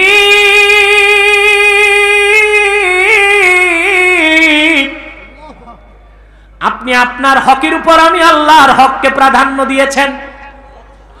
উহুদে আপনার দাস শহীদ হয়েছে, মাফ করেছেন নিজের হক। খন্দকে আমার নামাজ ছুটেছে, মাফ করেন নাই আমার হক। ফাআনা উকাদ্দিমু হাক্কাকা আলা হাক্কি। আজ থেকে আমি আল্লাহ নতুন আইন করে দিলাম, আজ থেকে আমি আল্লাহ আমার হকের উপর আপনি রাসূলের হককে তুলে ধরব। আল্লাহ তুলে ধরছেন, কথা বলে। হানাফি, শাফি, মালিকি, হাম্বলি 4 মাযহাব একমত, যদি কেউ আমার আল্লাহর শানে বেয়াদবি করে সে মুরতাদ, সে কাফের। ইসলামী শরীয়ত আইনে তার শাস্তি মৃত্যুদণ্ড, তবে তাকে 3 দিন সময় দেওয়া হবে তওবার। কয়দিন? সে যদি তওবা করে মৃত্যুদণ্ড রহিত হয়ে যাবে। কিন্তু 4 মাযহাব একমত। قد انعقد الاجماع على ان شاتم الرسول صلى الله عليه وسلم يكفر ويقتل مرتدا ولا تقبل توبته।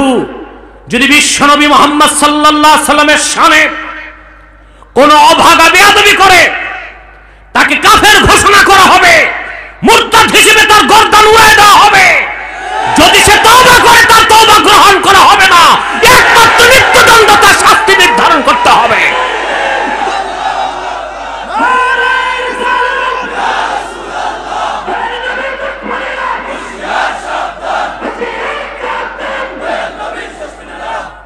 শাহজালালের উত্তরসূরিরা বলে যায় তোমাদেরকে, এবার ঘুরে দাঁড়াও। যদি বাংলাদেশে সংবিধান বিরোধী বক্তব্যের কারণে মামলা হয়, শাস্তি হয়, বাংলাদেশের বিরোধী চক্রান্ত করলে রাষ্ট্রদ্রোহীর যদি মৃত্যুদণ্ড হয়, আল্লাহর প্রিয় রাসূলের শানে যেই কোন নাস্তিক ব্লগার বেয়াদবি করবে সংসদে তার মৃত্যুদণ্ডের আইন পাস করতে হবে, তার গর্দান উড়িয়ে দিতে হবে। মাপ পাওয়ার কোন যোগ্যতা সে রাখে না, রাখে না, রাখে না।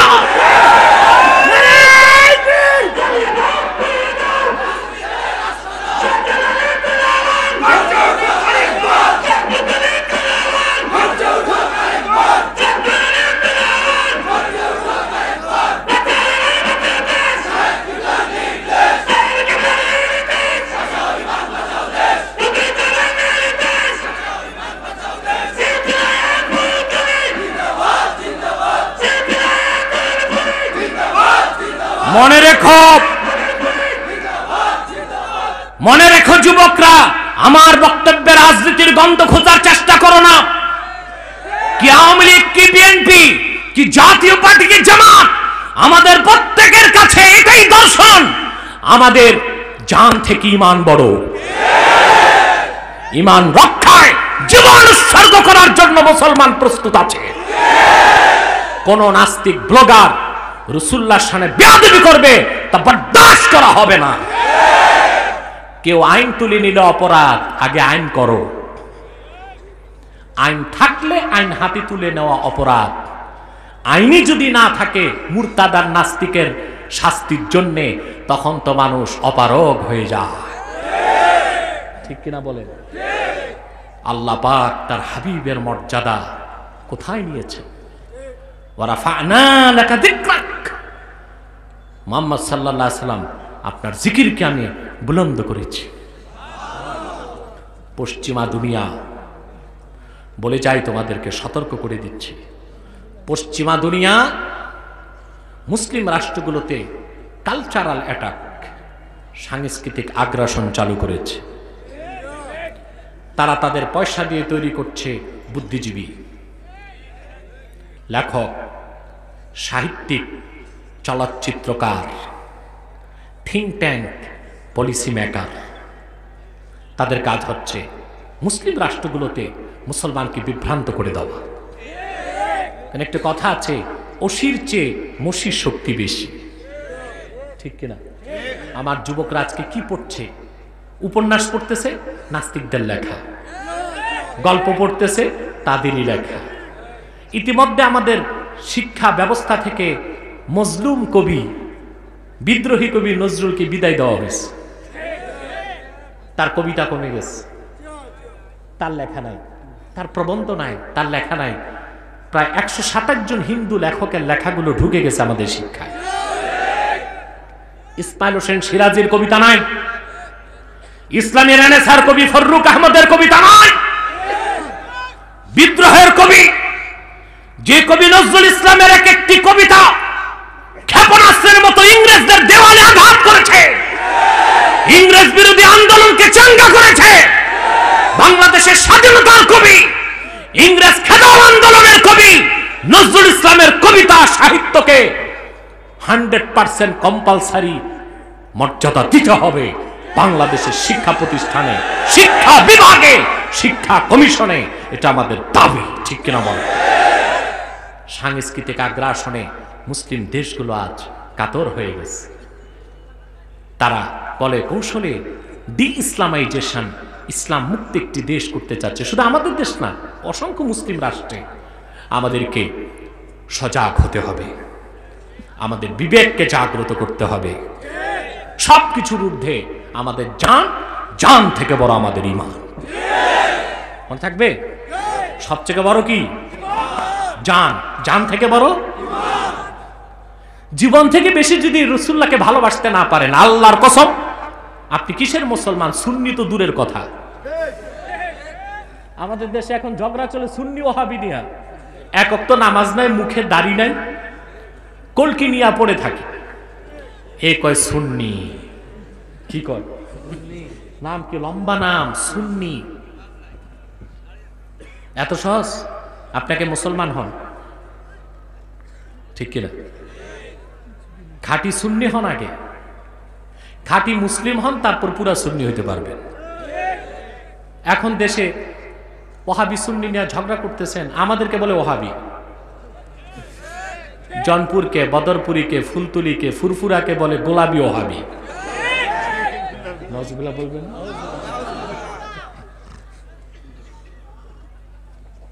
আমরা গোলাপি ওহাবি না, আমরা এক অর্থে গোলাপি ওহাবি না, আমরা সুন্নি, খাঁটি সুন্নি আমরাই।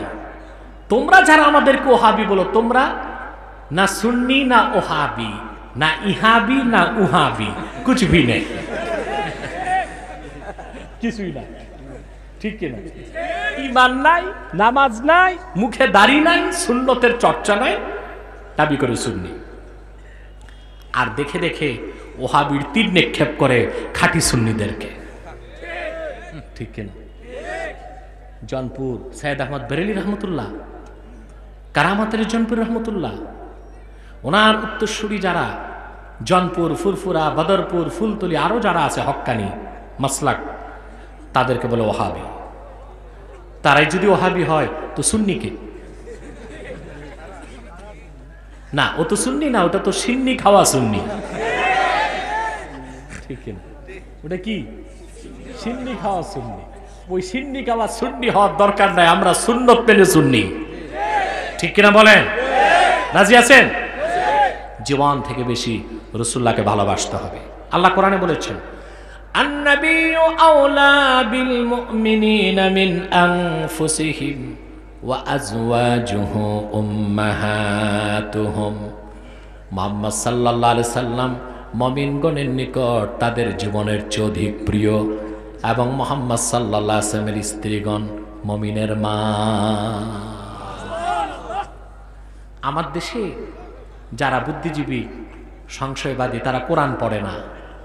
আপনার একটা লাইভ শোতে দেখেছেন না, একজন বুদ্ধিজীবী আমাকে বলেছে রাসূলুল্লাহর স্ত্রীগণ যে মা, এটা কোরআনের কোথায় আছে?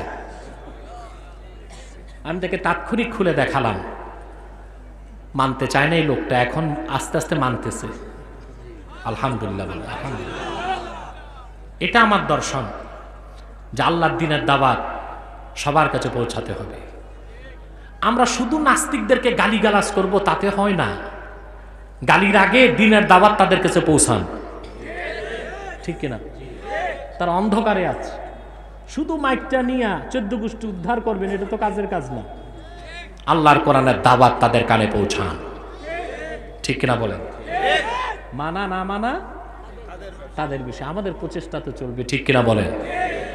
প্রিয় ভাই বন্ধুগণ, অতএব জীবনের চেয়ে বেশি রাসূলুল্লাহকে ভালোবাসতে হবে। রাজি আছেন? আল্লাহ রাসূলের মর্যাদা সম্মানের বিপক্ষে একটি কথাও বিনা চ্যালেঞ্জে আমরা মেনে নিব না। আল্লাহ বলেছেন ওয়ারাফা'না লাকা যিকরাক। ব্যাখ্যা পাইছেন? আর একটু বাকি আছে। এই আয়াতের ব্যাখ্যায় কিছু হাদিস পাওয়া যায়। আল্লাহ রাসূল বলেছেন, মান যাকারানি ফাকাদ যাকারাল্লাহ। যে ব্যক্তি আমি মুহাম্মদ সাল্লাল্লাহু আলাইহি সাল্লামের জিকির করলো, সে আল্লাহর জিকির করলো। আমি মুহাম্মদ সাল্লাল্লাহু আলাইহি সাল্লামের প্রশংসা যদি কেউ করে, মিলাদ যদি কেউ পড়ে, দরুদ সালাম যদি কেউ পড়ে, আল্লাহ পাক আল্লাহর জিকিরের সমান সওয়াব আমলনামায় দিয়ে দিবেন। সুবহানাল্লাহ। আমাদের মধ্যে ইসলামী সঙ্গীতের চর্চা আছে, কিন্তু রাসূলুল্লাহ নাত পড়ার অভ্যাস কম, ঠিক কিনা? সারাদিন ইসলামী সঙ্গীত গাইবেন, সওয়াব হবে হবে যদি বাদ্যযন্ত্র ছাড়া হয়, ঠিক কিনা? যদি কোনো গজলে বাদ্যযন্ত্র না থাকে আর নাচানাচি না থাকে, ওটা জায়েজ আছে। ওটা কি জায়েজ আছে। যদি ইসলামী গজল হয়, কি হয়? এখন তো শানের নামে গান হয়, ঠিক কিনা? আল্লাহ আল্লাহ রাসূলের গুণগান হয় না, কোন বাবা কি করছে বাবার গান হয়, ঠিক কিনা? হ্যাঁ, কেন মাহফিলে বাবার গান হবে কেন? সম্মান মর্যাদা হবে আল্লাহ তার রাসূলের, ঠিক কিনা? রাসূলুল্লাহ সম্মান মর্যাদা জিকির যদি কেউ করে, তার মর্যাদা কত বেড়ে যায়, সুবহানাল্লাহ বলবেন না? ইমাম বুসাইরি রাহমাতুল্লাহ কাসিদাতুল বরদা যিনি লিখেছেন, কোন কোন ঐতিহাসিক বলে ওনার কুষ্ঠ রোগ হয়েছিল। কি রোগ? তিনি কাসিদাতুল বরদা লিখে আল্লাহর হাবিবের রওজা শরীফের সামনে দাঁড়ায় পড়লেন। বিনিময়ে তিনি রাসূলুল্লাহর কাছে আরোগ্য চাইলেন, আল্লাহ যেন আরোগ্য করে দেন, ভালো করে দেন। কাসিদা শেষ করে রাতের বেলা শুইয়াছেন, দেখেন আমার আল্লাহর হাবিব নূরময় হাতে একটি চাদর তারে হাদিয়া করে দিলেন। ঘুম থেকে যখন উঠলেন তিনি দেখলেন তার শরীরের কোথাও কোনো কুষ্ঠ রোগের চিহ্ন নাই, তিনি ভালো হয়ে গেছেন। সুবহানাল্লাহ। হযরত হাসান বিন সাবিত রাদিয়াল্লাহু তাআলা আনহু রাসূলুল্লাহর সামনে মসজিদ নববীতে মিম্বরে দাঁড়িয়ে রাসূলুল্লাহর জিকির করতেন, নাত পড়তেন, প্রশংসা করতেন, ইহুদিদেরকে কাব্যের ভাষায় জবাব দিতেন। বুখারী শরীফ প্রথম খণ্ডে 60 পৃষ্ঠায় এসেছে, আল্লাহর হাবিব হাত তুলে দোয়া করলেন, আল্লাহুম্মা আইয়িদহু বিরূহিল কুদুস। আয় আল্লাহ, আমার হাসান আমার পক্ষে কবিতা শোনাচ্ছে ইহুদিদের জবাবে, আল্লাহ তুমি আমার হাসানকে জিবরিল দিয়ে সাহায্য করে দাও। সুবহানাল্লাহ।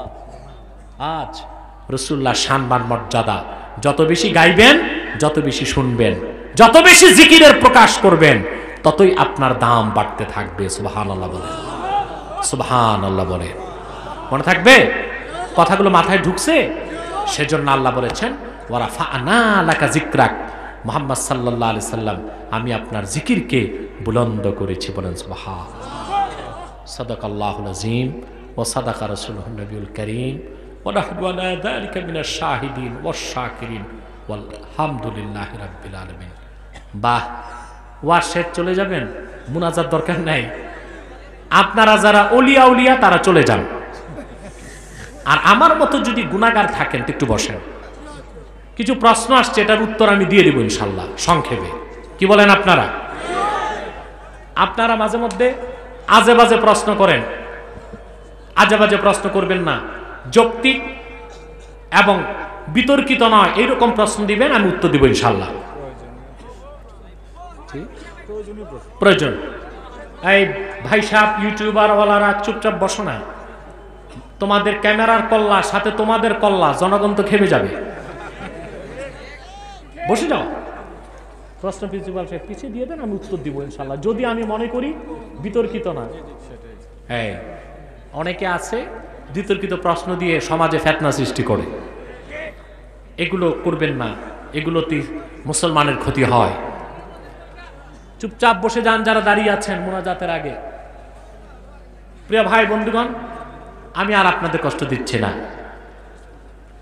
আপনার আমার একটি পরিচয় জানেন, তাহরিকে খাতমে নবুয়ত বাংলাদেশের আমি সভাপতি, ঠিক কিনা?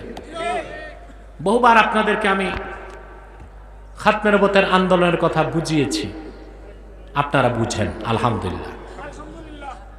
খাতমে নবুয়তের আন্দোলন কোনো রাজনৈতিক আন্দোলন নয়, এটা ঈমানের দাবি, ঠিক কিনা? ঠিকটাও তো ঠিক মতো বললেন না।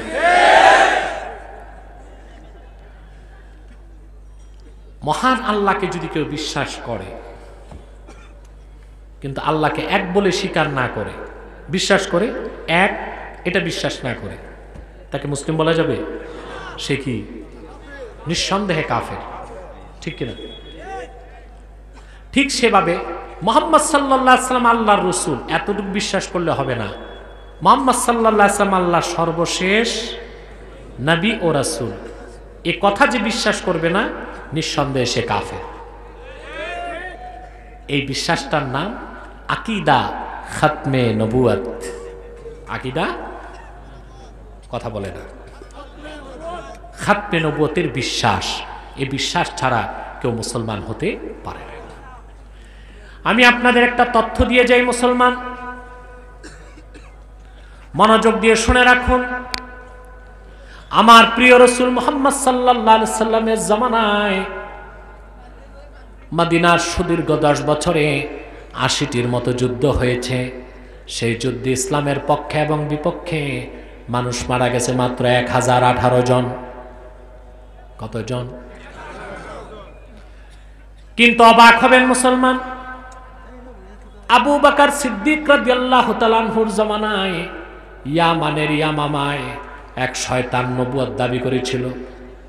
সেই কুখ্যাত মুসাইলামাকে হত্যা করার জন্য সিদ্দিক আকবর খালেদ সাইফুল্লাহর নেতৃত্বে 30,000 সাহাবী পাঠিয়েছিলেন। সেই একদিনের যুদ্ধে আমার প্রিয় রাসূল মুহাম্মদ সাল্লাল্লাহু আলাইহি সাল্লামের 2400 সাহাবী শাহাদাত বরণ করেছে। 10 বছরে 1018 জন ইসলামের পক্ষে এবং বিপক্ষে। শুধুমাত্র মিথ্যা নবুয়তের দাবিদার কুখ্যাত মুসাইলামাকে যেদিন হত্যা করতে গেলেন সাহাবায়ে কেরাম, ওই একদিনের যুদ্ধে 2400 সাহাবী শহীদ হয়েছে এবং তারপরে বিজয় এসেছে, মুসাইলামা ধ্বংস হয়ে জাহান্নামে চলে গেছে। এর থেকে কি বোঝা যায়? খাতমে নবুয়তের আন্দোলন সবচেয়ে বড় আন্দোলন। খাতমে নবুয়তের জিহাদ সবচেয়ে বড় জিহাদ, ঠিক কিনা বলে? তাহরিকে খাতমে নবুয়ত বাংলাদেশ খাতমে নবুয়তের আন্দোলন করে যাচ্ছে। যারা খাতমে নবুয়তকে স্বীকার করে না তারা অমুসলিম, তারা কাফের। তাদের চক্রান্ত থেকে দেশকে রক্ষা করার জন্য এবং তাদেরকে রাষ্ট্রীয়ভাবে অমুসলিম ঘোষণার দাবি আদায় করার জন্যই তাহরিকে খাতমে নবুওয়াত কাজ করে যাচ্ছে। এই কাজে আপনাদের থাকতে হবে, ঠিক কিনা? আমি চাই এই কাজে সবচেয়ে বেশি আমার কাছে এগিয়ে আসবে, আমাদের সাথে কাজ করবে ফুলতলির মরহুম পীর সাহেব রহমতুল্লাহর হাতে গড়া আধ্যাত্মিক সংগঠন তালামিজ এবং আল ইসলাহ। এটা আমি চাই, কারণ আমার সাথে সবাই আছে এই আন্দোলনে, হেফাজত ইসলাম আছে, অন্যান্য দলগুলো আছে, কিন্তু তালামিজ এবং আল ইসলাহ যদি এগিয়ে আসে, যারা এই আন্দোলনে আমার সাথে থাকার সবচেয়ে বেশি হকদার, আমি আনন্দিত হব, ঠিক কিনা বলেন? ওনারা কাজ করছেন, আমি চাই প্রত্যক্ষ কাজ ওনারা করবেন। আপনার রাজি আছেন? বাংলাদেশে অনেক ধর্মের লোকই তো আছে না? হিন্দু আছে, বৌদ্ধ আছে, খ্রিস্টান আছে, আমরা বাধা দিই? অবাক হবেন মুসলমান, বাংলাদেশ সরকার সংখ্যালঘুদের এত অধিকার দিয়েছে, হিন্দুরা এত আনন্দে পূজা করতে পারে না ভারতে, যত নিরাপদে বাংলাদেশে করতে পারে। পূর্ণ নিরাপত্তা আমরা তাদেরকে দিয়েছি, ভারতে তারা মুসলমানকে নিরাপত্তা দিতে পারে না। অতএব বাংলাদেশে হিন্দু বৌদ্ধ ঐক্য পরিষদের কোনো প্রয়োজন নাই, সরকার এবং মুসলিম জনগণ তাদেরকে পূর্ণ নিরাপত্তা দিচ্ছে, ঠিক কিনা বলেন? আমরা কিছু বাধা দিই? পূজা মণ্ডপ করে বাধা দিই? খ্রিস্টানদের বাধা দিচ্ছি? হ্যাঁ, যেসব খ্রিস্টান কনভার্ট করে মানুষকে ধর্মান্তরিত করে, সেটা আমরা মেনে নিব না, সেটা আমরা প্রতিহত করতে জানমাল উৎসর্গ করে দিব। বৌদ্ধ আছে না, তাদের বিরুদ্ধে আমরা আন্দোলন করি? কেন করি না? হিন্দু আছে, মুসলিম পরিচয় না অমুসলিম? খ্রিস্টানরা বসবাস করছে, মুসলিম পরিচয় না অমুসলিম? হিন্দুরা মুসলিম পরিচয় না অমুসলিম? কিন্তু আমরা তো এটাই বলি, যারা কাদিয়ানি সম্প্রদায় তারা অমুসলিম পরিচয়ে থাকতে হবে, মুসলিম পরিচয় দিতে পারবে না। কারণ হিন্দু বৌদ্ধ খ্রিস্টানের চেয়ে জঘন্য কাফের তারা, কারণ তারা আল্লাহর আখিরি নবী মুহাম্মদ সাল্লাল্লাহু আলাইহি ওয়াসাল্লামকে শেষ নবী হিসেবে বিশ্বাস করে না, স্বীকার করে না। এজন্য তারা কি? সর্বশক্তিরে বলেন, তারা কি? কাফের এবং অমুসলিম। অতএব তাদেরকে অমুসলিম ঘোষণা করতেই হবে বাংলাদেশে। তারা মানুষকে ধোঁকা দিয়ে কাফের বানাচ্ছে। বাংলাদেশে তারা একটা দুইটা না, ৮৩টা সেন্টার করে ফেলেছে কাদিয়ানীরা। কতটা? আপনাদের সুনামগঞ্জ দিরাইতে তাদের সেন্টার আছে, মৌলভীবাজার সদরেও তাদের কিছু জীবাণু ছড়াচ্ছে, সিলেট শহরেও তাদের সেন্টার আছে। বাংলাদেশে ৮৩টার মতো সেন্টার তারা করেছে। মানুষকে ধোঁকা দিয়ে তারা কাফের বানাচ্ছে। তারা মানুষকে ধোঁকা দিতে মুসলমানদের মতো দাড়ি রাখে, টুপি লাগায়, মুসলমানদের মতো নাম রাখে, তাই বলে কি তারা মুসলমান হবে? আচ্ছা ভাই, দাড়ি রাখলেই কেউ যদি মুসলমান হতে পারে, তো রবীন্দ্রনাথ ঠাকুরের চেয়ে বড় মুসলমান কে হবে? সে কি মুসলিম ছিল না অমুসলিম?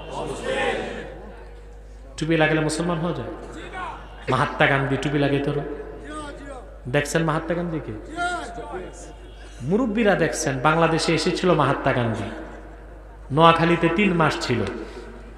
কেন ছিল তারও ইতিহাস আছে। তিনি এক হিন্দু মহিলার প্রেমে পড়ে গেছিলেন। রাজনীতিবিদদের কি অন্তর নাই, অনুভূতি নাই? এই ৩ মাসের প্রেমে রাজনীতি ভুলে নোয়াখালীতে ছিলেন। ওনার সাথে একটা ছাগল থাকতো, এই ছাগলটা 18 বার লন্ডন সফর করছে, কারণ মহাত্মা গান্ধী যেখানে যেতেন ছাগলটাও যেত। দুর্ভাগ্য, মহাত্মা গান্ধীর ছাগলটা চুরি হলো আমাদের নোয়াখালীর ফেনীতে, ওই জায়গার নাম হয়ে গেছে ছাগল নাইয়া।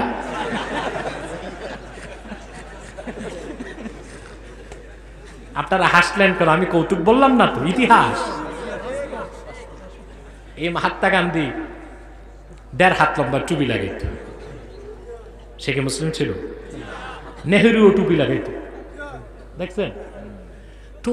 টুপি লাগাইলে মুসলমান হওয়া যায় না, নাম রাখলে মুসলমান হওয়া যায়। এক খবিস বোতলে পেশাব করছে, ঢাকনা লাগায় উপরে লেবেল ফিট করছে ঠান্ডা শরবত।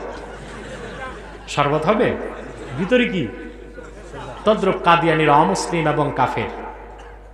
আব্দুল আউয়াল আব্দুস সামাদ মোবাশ্বের আলী কবির চৌধুরী নাম রাখার দ্বারা তারা মুসলমান হতে পারে না। ভাইরা আমার, বন্ধুরা আমার, আমার আল্লাহ নূর নবী আমার হযরত মুহাম্মদ সাল্লাল্লাহু আলাইহি ওয়াসাল্লামের ইসলাম ও কোরআনের হাজার হাজার হাজার বছর পরে বর্তমান ভারতের কুখ্যাত পাঞ্জাবের কুখ্যাত গুরুদাসপুরের কুখ্যাত কাদিয়ানে ইংরেজ আমলে এক শয়তান নিজকে নবী দাবি করছে। চিল্লায় বলেন নাউজুবিল্লাহ। শয়তান তার নাম রেখেছিল তার বাপ মির্জা গোলাম আহমদ কাদিয়ানি। সাবধান সাবধান, কাদিয়ানের কাজ্জাব, মিথ্যা নবুয়তের দাবিদার মির্জা গোলাম শয়তান কাদিয়ানিকে গোলাম আহমদ বলা যাবে না, কারণ গোলাম আহমদ অর্থ আহমদ এর গোলাম। কোন কাফের কোনোদিনও গোলাম আহমদ এর গোলাম হতে পারে না। আর কাদিয়ানের কাজ্জাব মিথ্যা নবুয়তের দাবিদার মির্জা গোলাম শয়তান কাদিয়ানি, সে ছিল কুখ্যাত কাফের। সে গোলাম আহমদ এর গোলাম ছিল না, সে ছিল কুখ্যাত শয়তানের কুখ্যাত গোলাম। কাদিয়ানের কাজ্জাব মিথ্যা নবুয়তের দাবিদার মির্জা গোলাম শয়তান কাদিয়ানির উপর গজব এসেছে 1908 সালে। যখন গজব এসেছে, কাদিয়ানের কাজ্জাব মিথ্যা নবুয়তের দাবিদার মির্জা গোলাম শয়তান কাদিয়ানি 1908 সালে ধ্বংস হয়ে কুখ্যাত জাহান্নামের কুখ্যাত কুকুরে পরিণত হয়েছে। তার অনুসারীরাও ধ্বংস হয়েছে। বর্তমানে কিছু কাদিয়ানি বাংলাদেশে আছে যারা ইসলাম ও মুসলমানের বিপক্ষে চক্রান্ত করে যাচ্ছে। তাদেরকে নির্মূল করার জন্য সকল দলের মুসলমান ঐক্যবদ্ধ হইতে হবে। তারা মানুষকে ধোঁকা দেবার জন্য নাম পরিবর্তন করে করে মিথ্যা পরিচয় দেয়। কখনো পরিচয় দেয়, মিথ্যা পরিচয় দেয়, নিজেদের পরিচয় দেয় আহমদী জামাত, কখনো বলে আহমদিয়া জামাত, কখনো বলে আহমদী সম্প্রদায়, কখনো বলে আহমদিয়া সম্প্রদায়, কখনো বলে আহমদী মুসলিম জামাত, কখনো বলে আহমদিয়া মুসলিম জামাত। সাবধান, যত কাদিয়ানি ছিল আছে থাকবে, তারা কেউ আহমদী জামাত নয়, আহমদিয়া জামাত নয়, আহমদী সম্প্রদায় নয়, আহমদিয়া সম্প্রদায় নয়, আহমদী মুসলিম জামাত নয়, আহমদিয়া মুসলিম জামাত নয়। তারা শয়তানি জামাত, কুখ্যাত জাহান্নামের কুখ্যাত কুকুরের দল। আমাদের সকল দলের একটাই দাবি, অনতিবিলম্বে স্বাধীন বাংলায় শয়তান কাদিয়ানীদেরকে রাষ্ট্রীয়ভাবে অমুসলিম ঘোষণা করতেই হবে, করতেই হবে, করতেই হবে। এই দাবি আদায়ে যদি তাহরিকে খাতমে নবুয়ত বাংলাদেশের ব্যানারে জানমাল দিতে হয়, কারা কারা প্রস্তুত আছেন হাত তুলে দেখা।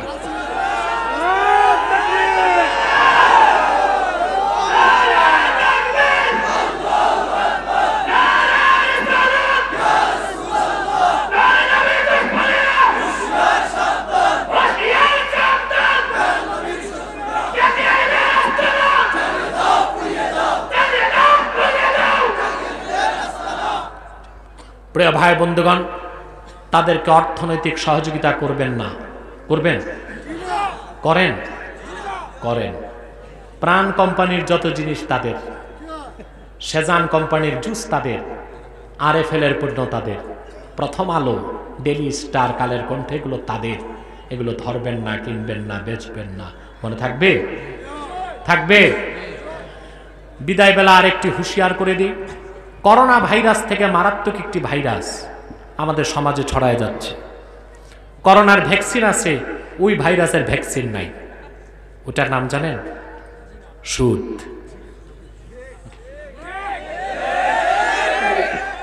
এটা বেড়ে গেছে, ঠিক কিনা? এখন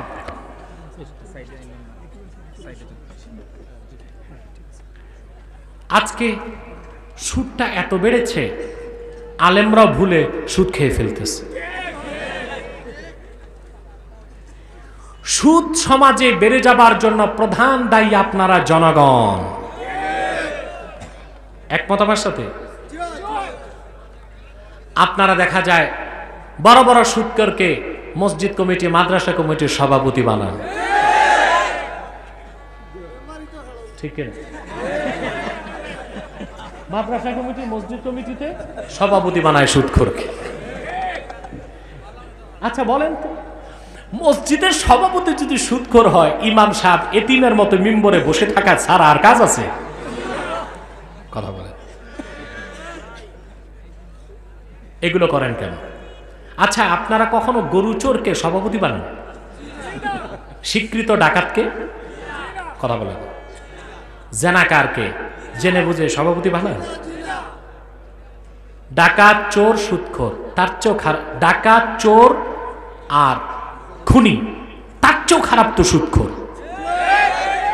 পরিষ্কার হাদিস এসছে, আকলু দিরহামিন মিনার রিবা আশাদ্দু মিন সালাসি ওয়া সালাসিনা জানিয়া ইয়াজনিহা আর-রাজুল। এক দেড়হাম সুদ খেলে, আরব আমিরাতের এক দেড়হাম বাংলাদেশের 22 টাকা। এই 22 টাকা পরিমাণ সুদ খাওয়া 33 বার জিনা করার চেয়ে বড় গুনাহ। তাহলে সুদখোরকে আপনারা সমাজের কোনো দায়িত্ব দিবেন না। সুদ খাবেন না, সুদ দিবেন না, ঘুষ খাবেন না, ঘুষ দিবেন না। মনে থাকবে? নিজেরা চরিত্রকে ঠিক করুন, সমাজকে ঠিক করুন। সমাজ ঠিক, পরিবার ঠিক, সমাজ ঠিক, সমাজ ঠিক, রাষ্ট্র ঠিক। আল্লাহ পাক তৌফিক দান করুন, বলুন আল্লাহুম্মা আমিন। এখন ব্যাগ যাবে আপনাদের কাছে, ছোট ছোট ঝোলা ব্যাগ। আমি বলছিলাম না 3 মিনিট স্যাক্রিফাইস করতে হবে? আমি কতক্ষণ করেছি স্যাক্রিফাইস? আপনারা করবেন? যাবে 3 মিনিটে হাজার হাজার লোক। তারপরও আমরা বেশি স্বেচ্ছাসেবক দিচ্ছি যেন দ্রুত আসে।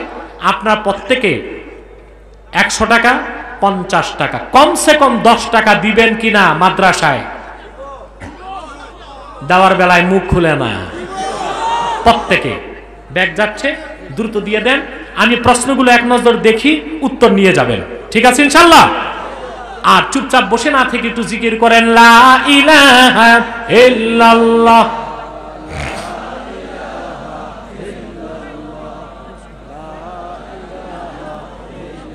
কেউ উঠবেন না।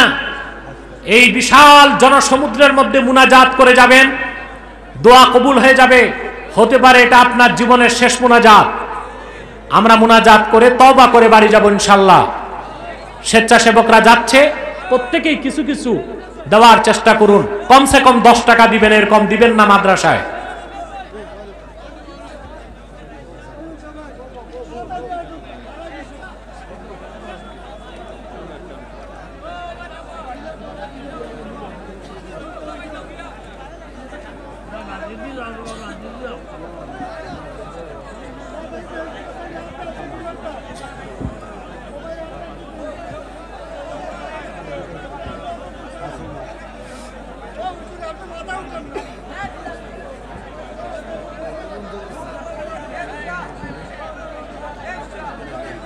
এটা ওরস নয়, এটা মেলা নয়। বেয়াদবির কোনো সুযোগ নাই। দাঁড়িয়ে কোমর সোজা করার সময় বাবা মুনাজাতের পরে বসে যাও। আপনারা বসে, আপনারা সোয়ার হইলেন কেন আমার ঘরে? কোনো আওয়াজ নাই। প্রত্যেকে কিছু কিছু দেন আর একটু জিকির করেন, লা ইলাহা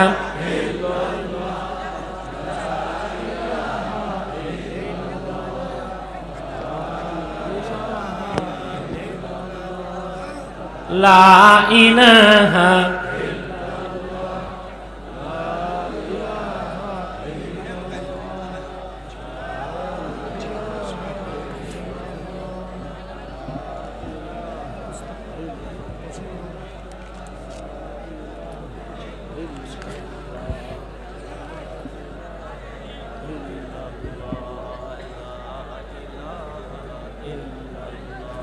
লা ইলাহা ইল্লাল্লাহ।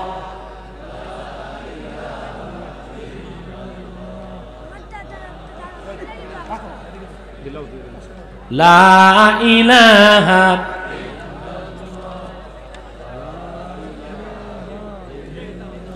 সুবহানাল্লাহ।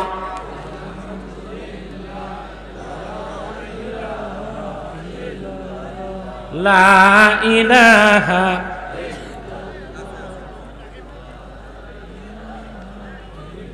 আরে ভাই জিকির করেন না একটু মহব্বতে। লা ইলাহা সময় কত?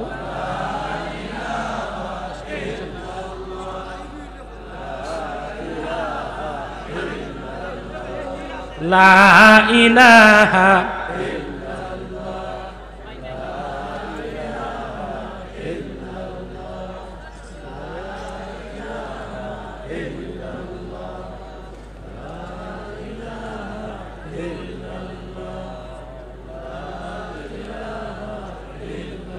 সুবহানাল্লাহ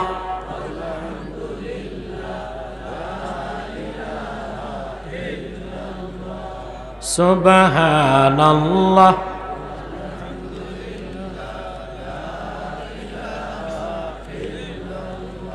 সুবহানাল্লাহ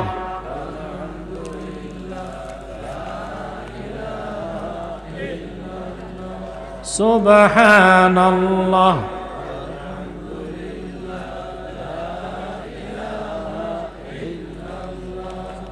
সুবহানাল্লাহ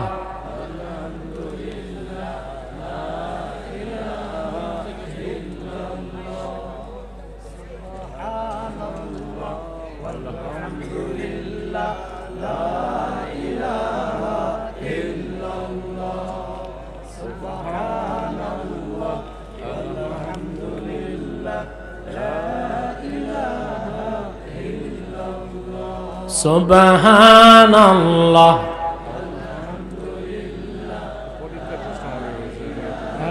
পরীক্ষা নিচ্ছে নাকি এতগুলো একদম সিরিয়াল একজন করলে সুবহানাল্লাহ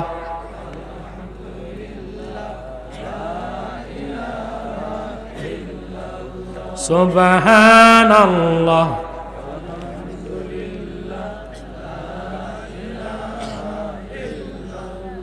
সুবহানাল্লাহ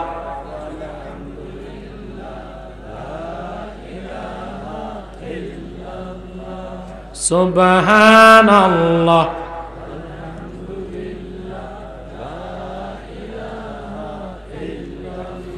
লা ইলাহা ইল্লাল্লাহ মুহাম্মাদুর রাসূলুল্লাহ সাল্লাল্লাহু আলাইহি।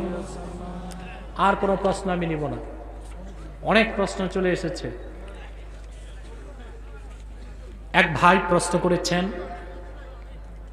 আমরা জানতে চাই আমরা মারা গেলে আমাদের কবরে আল্লাহর হাবিব মুহাম্মদ সাল্লাল্লাহু আলাইহি ওয়াসাল্লাম আসেন, কিন্তু আদম থেকে ঈসা পর্যন্ত যখন মানুষ মারা যেত তখন তাদের কবরে কয়টি প্রশ্ন করা হতো, কোন নবী আসতো? সুন্দর প্রশ্ন। প্রথম কথা, রাসূলুল্লাহ আমাদের কবরে আসেন এই কথা বলা যাবে না। রাসূলুল্লাহকে দেখানো হয়, আর দেখার জন্য আসার প্রয়োজন হয় না। অনেকগুলো ইউটিউব কোম্পানি ভিডিওটা আমাকে দেখাচ্ছে, ঠিক না? যদি লাইভ হয় আমেরিকায় বসে লোকজন আমাকে দেখবে কিনা? কথা বলেন, যেতে হবে আমাকে? হাদিসে এসছে রাসূলুল্লাহকে দেখানো হবে। ফেরেশতা প্রশ্ন করবে, মা তাকুলু ফি হাযার রাজুল আল্লাযী বুইসা ফীকুম, যাকে দেখতে পাচ্ছ, যাকে তোমাদের কাছে প্রেরণ করা হয়েছিল, ওনার ব্যাপারে তোমার আকীদা বিশ্বাস কি? আমরা বলবো, হাদা নবিয়ুনা মুহাম্মাদুর রাসূলুল্লাহ ইমামুল মুরসালিন খাতামুন নবীন সাল্লাল্লাহু আলাইহি ওয়াসাল্লাম, ঠিক কিনা? তাহলে দেখানো হবে, রাসূলুল্লাহ কবরে আসেন এটা আমরা বলবো না, এটা বরং এক অর্থে বেয়াদবি। কারণ আমার কবরটা কতটুকু পবিত্র প্রশ্ন আসে না? আমার কবরটাই কতটুকু পবিত্র সেটা তো একটা বিষয়, কথা বলে না। দেখানো হবে। দুই, এখন পূর্বের নবীদের বেলায় কি করা হতো? প্রশ্ন আসে না? দেখেন, এখানে আধ্যাত্মিক সূক্ষ্ম বিষয় আছে। এর প্রথম বিষয় হলো, পূর্বে যত নবী দুনিয়ার থেকে বিদায় নিয়েছেন প্রত্যেকেই আল্লাহ রাসূল মুহাম্মদ সাল্লাল্লাহু আলাইহি ওয়াসাল্লামের পয়গাম নিজ নিজ উম্মতকে দিয়ে গেছে, এবং সেই পূর্বের প্রত্যেক নবী ততক্ষণ নবুয়ত পান নাই যতক্ষণ আমাদের রাসূলের উপর ঈমান আনেন নাই। আল্লাহ শর্ত আরোপ করতেন তাদেরকে, তোমরা যদি মুহাম্মদ সাল্লাল্লাহু আলাইহি ওয়াসাল্লামকে পাও ওনার উপর ঈমান আনবে। সেজন্য হাদিস এসেছে, আল্লাহর হাবিব ইরশাদ করেছেন, লাউ কানা মুসা হাইয়া মা ওয়াসাআহু ইল্লা ইত্তিবাই। রাসূলুল্লাহ বলেছেন, মুসা যদি এখন জিন্দা থাকতো, আমি মুহাম্মদ সাল্লাল্লাহু আলাইহি ওয়াসাল্লামের অনুসরণ ছাড়া তার মুক্তির ব্যবস্থা হইতো না। সুবহানাল্লাহ। এখন পূর্বের নবীর উম্মতগণ, তাদেরকে কি প্রশ্ন করা হতো? প্রশ্ন আসছে না? তাদেরকে আল্লাহর উলুহিয়াতের প্রশ্ন করা হতো। এবং তারা তাদের যুগে যে নবীর শরীয়ত মানা ফরজ ছিল সেই নবীর শরীয়ত তারা মানতেন কিনা এই প্রশ্ন করা হতো। কথা বুঝতে পেরেছেন? কি ব্যাপার, মাইকে ডিস্টার্ব কেন? মাইকে কি সমস্যা? আশপাশ থেকে মোবাইল ফোনগুলো সরাও। তোমার মেশিনের আশপাশে কোনো মোবাইল থাকবে না। এক ভাই প্রশ্ন করেছেন, আমরা জানি একজন মানুষ সামর্থ্য থাকলে 4টি বিয়ে করতে পারে। বাহ, কত মানুষ একটাও করতে পারতেছে না। এখন 4 জন থেকে যে কোনো একজন মারা গেলে তখন কি আরেকটা করতে পারবে? পারবে। একসাথে 4-এর অধিক স্ত্রী রাখা যাবে না। তবে এই রকম ফিজিক্যাল ফিটনেস আর ইকোনমিক্যাল ফিটনেস বাংলাদেশের মানুষের নাই, ঠিক কিনা? একটাই ভালো।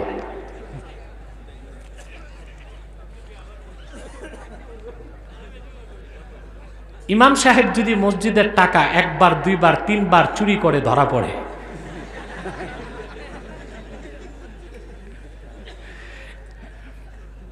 তবে ওই ইমামের পিছনে নামাজ হবে কিনা? দেখেন, 3 বার যে চুরি করছে, প্রথম কথা সে ইমাম না,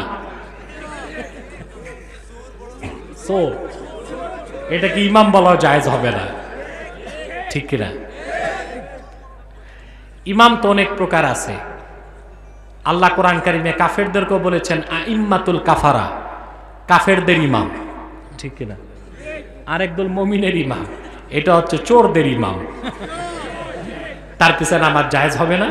তাকে উত্তম মাধ্যম দিয়ে জলদি মসজিদের পবিত্রতা রক্ষা করুন। মসজিদের ইমাম একই নামাজে তেলাওয়াতে 1 বার 2 বার 3 বার ভুল করে থাকলে এই ইমামের পেছনে নামাজ কতটুকু সহি হবে? ভুল যদি লাহনে জালি হয়, লাহনে জালিতে আবার প্রকার আছে। লাহনে জালির কারণে যদি অর্থের বিকৃতি ঘটে তা নামাজ বাতিল, কারণ নামাজ তার পিছনে জায়েজ হবে না। আর লাহনে জালির কারণে যদি অর্থের বিকৃতি না ঘটে তাহলে ওই ইমামের চেয়ে আরো নিম্ন পর্যায়ের জাহেল মুসল্লিদের নামাজ তার পিছে হবে, কোন আলেমের নামাজ তার পিছে হবে না। বা তার চেয়ে কেরাত শুদ্ধ এমন কারো নামাজ তার পিছনে হবে না। আর এরকম ভুলকারী ইমাম হয় কি করে, ঠিক কিনা?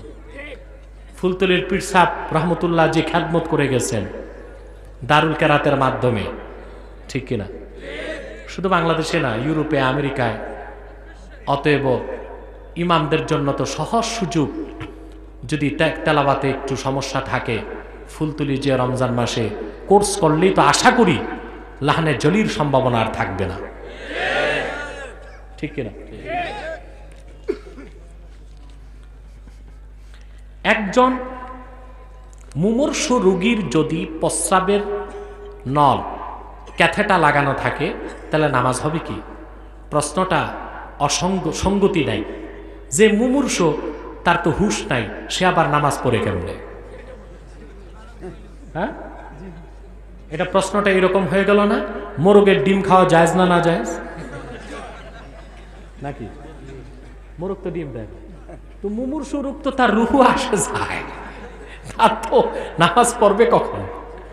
তখন ক্যাথেটা লাগানো আছে না না, এই প্রশ্নই তো আসে না। হ্যাঁ, মুমূর্ষু না, তবে রুগী খুবই সিরিয়াস, তার পাইপ লাগানো আছে, তখন সে নামাজ কিভাবে পড়বে? এখন পাইপ বাদ দিয়া আগে বিষয়টা বুঝে। কিছু মুসল্লি আছে, ওনাদের পেশাব পড়া ঝরা রোগ আছে, আছে না? একবার পেশাব করলে 1 ঘন্টা ঝরতেই থাকে। তাহলে আসরের পর যে পেশাব করছে তো ঝরতেই আছে, এ মাগরিব পড়বে কেমনে? প্রশ্ন আসে না? কিতাবে এইরকম রুগীকে বলে সালিসুল বাউল, সালিসুল, যার পেশাব ঝরতেই থাকে। তার ক্ষেত্রে হুকুম, সে একবার কাপড় পরিবর্তন করে ওযু গোসল করে 1 ওয়াক্তের সময় যতক্ষণ সব নামাজ রোজা করতে পারবে, সব নামাজ পড়তে পারবে। পেশাব ঝরলেও তার ওযু আর ভাঙবে না। দুখুলে ওয়াক্ত, আরেক ওয়াক্ত আসলে আবার তাকে পরিষ্কার হয়ে কাপড় বদলায় নিতে হবে, নতুন ওযু করবে। মাগরিব থেকে এশা সব নামাজ পড়তে পারবে। বুঝেন নাই? ঠিক যাকে পাইপ লাগানো হলো ক্যাথেটার কি বলে, তাহলে তাকে সে সালিসুল বৌলের হুকুমে চলে যাবে। সে প্রতি ওক্তে নতুন অজু করে নিবে, অজু করতে না পারলে তায়াম্মুম করবে, কিন্তু নামাজ তার মাফ নাই।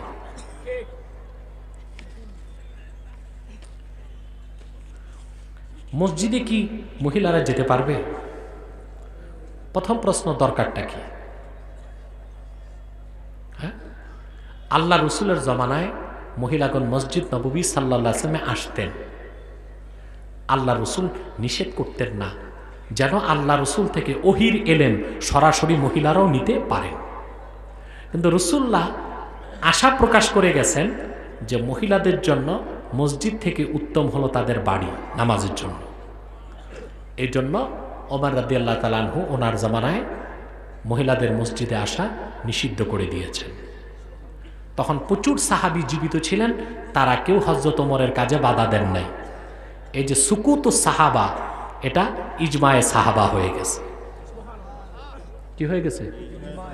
হযরত ওমর মহিলাদের মসজিদে আসা নিষেধ করেছেন, মহিলারা মসজিদে আসবে না, এটা ইজমায়ে সাহাবার মাধ্যমে প্রমাণিত। এবং আল্লাহ রাসূল সাল্লাল্লাহু আলাইহি ওয়াসাল্লামের হাদিসও আছে, আলাইকুম বিসুন্নতি ওয়া সুন্নাতিল খুলাফাইর রাশিদিন আল মাহদিয়িন, আমার সুন্নত মানা তোমাদের উপর আবশ্যক, আমার 4 খলিফার সুন্নত মানা তোমাদের উপর আবশ্যক। সেজন্য আমরা হানাফিগণ সাহাবায়ে কেরামের ফতোয়া নিয়েছি, ইবনে তাইমিয়ারটা নেই নাই। কাদেরটা নিয়েছি? হযরত ওমরের ফতোয়া নিয়েছি, ইবনে তাইমিয়ারটা নেই নাই। ইমাম আজম নিছেন সাহাবায়ে কেরামের ফতোয়া। মহিলাদের জামাতে আসাকে ইমাম আজম মাকরু বলেছেন, আমরাও মাকরু বলি।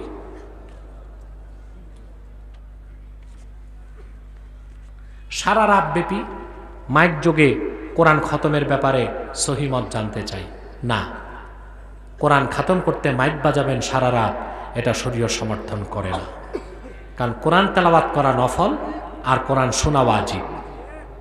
আল্লাহ বলেছেন, ইযা কুরিয়াল কুরআনু ফাসতামিউ লাহু ওয়া আনসিতু। যখন কোরআন পড়া হয়, ফাসতামিউ বলেছেন আল্লাহ, ফাসমাউ বলেন নাই। ফাসমাউ মানে কোন রকম শুনলেই চলবে, ফাসতামিউ মানে মনোযোগ দিয়ে শুনো, ওয়া আনসিতু চুপ থাকো। এখন মাইকে যদি আপনি কোরআন তেলাওয়াত করেন, হাজার হাজার মানুষ কি চুপ থেকে শুনবে? কথা বলে না। অন্য কাজ বন্ধ করে বসে থাকবে? তে হাজার হাজার লোককে যে ওয়াজিব তরক করালেন, এই গুনাহগারটা হবে সেই লোক যিনি খতমের আয়োজন করছেন। এই জন্য অবশ্যই মাইকে খতম করবেন না। আর দ্বিতীয়, ইসলাম এবাদতের ক্ষেত্রে কাউকে কষ্ট দেওয়াকে পছন্দ করে না। আপনি সারা রাত মাইক বাজিয়ে খতম পড়বেন, এতে ছোট বাচ্চাদের ঘুমে ব্যাঘাত হবে, অসুস্থ মানুষের ঘুমে ব্যাঘাত হবে, যারা ফজর নামাজ পড়বে, তাহাজ্জুদ পড়বে, তাদেরও তো ব্যাঘাত হবে, ঠিক কিনা? দিন কায়েমের আন্দোলন কি ফরজ? জি, দিন কায়েম করা ফরজ, আহকামে শরিয়াকে কায়েম করা ফরজ। আর ফরজটা হচ্ছে ফরজে কেফায়া হিসেবে একদল লোক কাজ করবে, বাকিরা সমর্থন দিবে। কথা বুঝতে পেরেছেন? সেটা কিভাবে কায়েম হবে? হতে পারে সমাজ বিপ্লবের মাধ্যমে, হতে পারে শিক্ষা বিপ্লবের মাধ্যমে, হতে পারে কেতালের মাধ্যমে, হতে পারে তাসাউফ তরিকতের মাধ্যমে। যেভাবেই হোক, আহকামে শরীয়তকে কায়েম করা ফরজে আইন। ছবি তোলা যাবে কি? কেউ কেউ বলেন আহলে আরব উলামাগণ ছবি তোলাকে জায়েজ বলেছেন, বিস্তারিত জানতে চাই। জি, আরবের অনেক আলেম ছবি তোলাকে জায়েজ বলেছেন। এই জন্য তারা বলেন ছবি হচ্ছে হাবসুজ্জিল, ছায়াকে আটকানো। বুঝলেন? আর আমরা যারা ছবিকে হারাম বলি, ওলামায়ে হিন্দ, আমরা বলি তাখলিকে তাসবির, ছবি অঙ্কনকে হাদিসে হারাম বলা হয়েছে, ঠিক কিনা? হ্যাঁ, ছবি অঙ্কন। আহলে আরব বলেন হ্যাঁ, তাখলিকে তাসবির, ছবি অঙ্কন আর ক্যামেরায় ছবি তোলা তো এক জিনিস না। একটা হচ্ছে ছায়াকে আটকানো, আর একটা হচ্ছে চিত্র অঙ্কন। চিত্র অঙ্কনকে সবাই হারাম বলে, আমরা বলি না। তাখলিকে তাসবির, ছবি অঙ্কনে হারাম হওয়ার যে সাবাব, ওই সাবাবটা তো ক্যামেরায় ফটো তুলো পাওয়া যায়। সাবাব কি? মানুষ প্রতিকৃতি নির্মাণ করবে, প্রতিচ্ছবি নির্মাণ করবে, এটা হারাম। কারণ কোনো জানদার মানুষ বা জন্তুর ছবি অঙ্কন করতে গেলে মহান আল্লাহর কাজে বাড়াবাড়ি হয়। কথা বুঝতে পারছেন? এই জন্য ক্যামেরায় ছবি তোলাটাকেও আমরা হারাম বলি। কথা বুঝতে পারছেন? আচ্ছা, বিশেষ কারণ যদি হয়, পাসপোর্ট, রেজিস্ট্রেশন, দলিল, এসব কাজের জন্য আপনি ছবি তুলতে পারবেন। এটার দায় আপনার হবে না, দায় নেবে অথরিটি। বাধ্য করছে তারা, কারণ হাদিসে এসেছে আল্লাহ রাসূল সাল্লাল্লাহু আলাইহি ওয়াসাল্লাম ইরশাদ করেছেন, ইন্নাল্লাহা তাজাওয়াজা আন উম্মাতিল খাতাআ ওয়ান নিসয়ান ওয়া মাস্তুকরিহু আলাইহিম। আল্লাহ তাআলা আমার উম্মতের অনিচ্ছাগত ভুলকে মাফ করে দেন, এবং জোর করে যে গুনাহ তাদের দিয়ে করায় অথরিটি, সেটা আল্লাহ তাদের জন্য মাফ করে দেন। যেমন বিদ্যুৎ বিল দিতে আপনার দেরি হলো, পরের মাসে দিতে যাবেন, ওরা সুদ রাখবে, সুদ। এই সুদ দেওয়া হারাম, কিন্তু অথরিটি বাধ্য করতেছে, আপনি যদি না দেন তার কেটে দিবে। ঠিক কিনা? এই গুনাহ আপনার না, গুনাহ হবে কার? বিদ্যুৎ অফিসের। কার হবে? এখন পাসপোর্ট ছাড়া বিদেশ যেতে পারবেন না, হজও যেতে পারবেন না। এখন ছবি যদি তুলায়, আপনি তুলতেছেন না, তুলানো হচ্ছে, এই গুনাহ মাফ। রুহানি সাহাবা বলা যাবে কিনা? না, এইরকম কোনো কথা হাদিসের কোথাও নাই, বরং এইরকম কথা আকীদা বিনষ্ট করতে পারে। কোন হিন্দু মহিলাকে বিবাহ করতে হলে করণীয় কি? প্রথম কাজ, তাকে ঈমানের দাওয়াত দিয়ে মুসলমান করতে হবে। তারপর যদি তাকে বিয়ে করেন, তাহলে আপনি আজরুন আজিম, অনেক বড় সওয়াবের ভাগীদার হবেন। একটি মানুষকে হেদায়েতের পথে আনলেন এবং বিয়ের মাধ্যমে একটি মুসলিম প্রজন্ম তৈরির ব্যবস্থা করলেন। তবে জোর করে করা যাবে না। মহিলা যদি আগ্রহী হয়, তখন তাকে ঈমানের দাওয়াত দিবেন, তারপর মুসলমান করে তাকে বিয়ে করবেন, ওটা আরেক বিষয়। এক বক্তা বলেছে, রাসূল সাল্লাল্লাহু আলাইহি ওয়াসাল্লাম মেরাজে গিয়ে হোঁচট খেয়ে পড়ে গেছেন। এমত অবস্থায় খাজা বাবা নবীজি সাল্লাল্লাহু আলাইহি ওয়াসাল্লামকে হাত ধরে তুলেছেন। এই বক্তার ঈমান নষ্ট হয়ে গেছে। যদি শরীয়ত আইন থাকতো, বক্তাকে অন্তত 70টা দোররা লাগানো ওয়াজিব ছিল, কারণ সে আল্লাহর হাবিবের শানে চরম বেয়াদবি করেছে। শুধু তাই নয়, যদি রাসূলুল্লাহকে কেউ রূহের জগৎ থেকে যে সহযোগিতা করতেন, তাহলে আবু বকর সিদ্দিক যেতেন। ঠিক কিনা? আবু বকর সিদ্দিক দুনিয়ায় ছিলেন। পরবর্তীতে আবু হানিফা তাবিনগণের মধ্যে বড় বড় তাবিন ছিলেন না?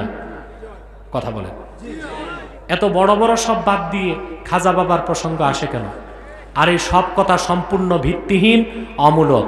কোরআনেও নাই, হাদিসেও নাই, তাদের বানোয়াট কথা। বরং এর মাধ্যমে বক্তা রাসূলুল্লাহর আরশচুম্বী মর্যাদার বিপক্ষে কথা বলেছে। এইরকম ভণ্ড মূর্খ বক্তাকে অবাঞ্ছিত ঘোষণা করুন। কেরাত সিররি কাকে বলে? জোহরে যে কেরাত পড়েন আস্তে আস্তে, আসরে কেরাত পড়েন আস্তে আস্তে, এটি কি কেরাত সিররি বলা হয়? আর একটা আজে বাজে প্রশ্ন, এগুলোর উত্তর দেওয়ার প্রয়োজন আমি অনুভব করি না। মোবাইল ব্যাংকিং এর ব্যাপারে ইসলামের হুকুম কি? মোবাইল ব্যাংকিং আমি নিজেও করি না, জানার চেষ্টাও করি না। পুরা সিস্টেমটা আমাদের পেজে প্রশ্ন আকারে পাঠাবেন, লিখিত উত্তর পাবেন ইনশাআল্লাহ। জমি বন্ধক রাখার ব্যাপারে শরীয়তের হুকুম কি?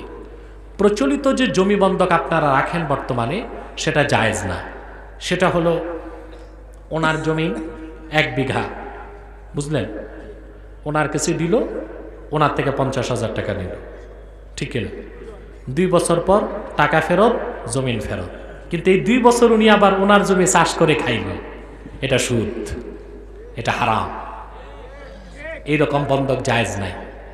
হ্যাঁ, জায়েজ হবে যদি আপনি 2টা চুক্তি করেন। এক,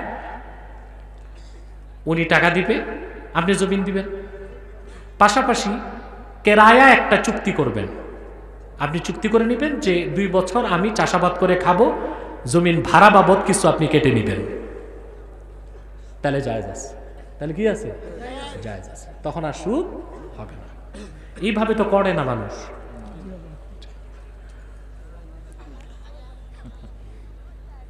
মৃত সন্তান প্রসবের পর জানাজা পড়া যাবে কি?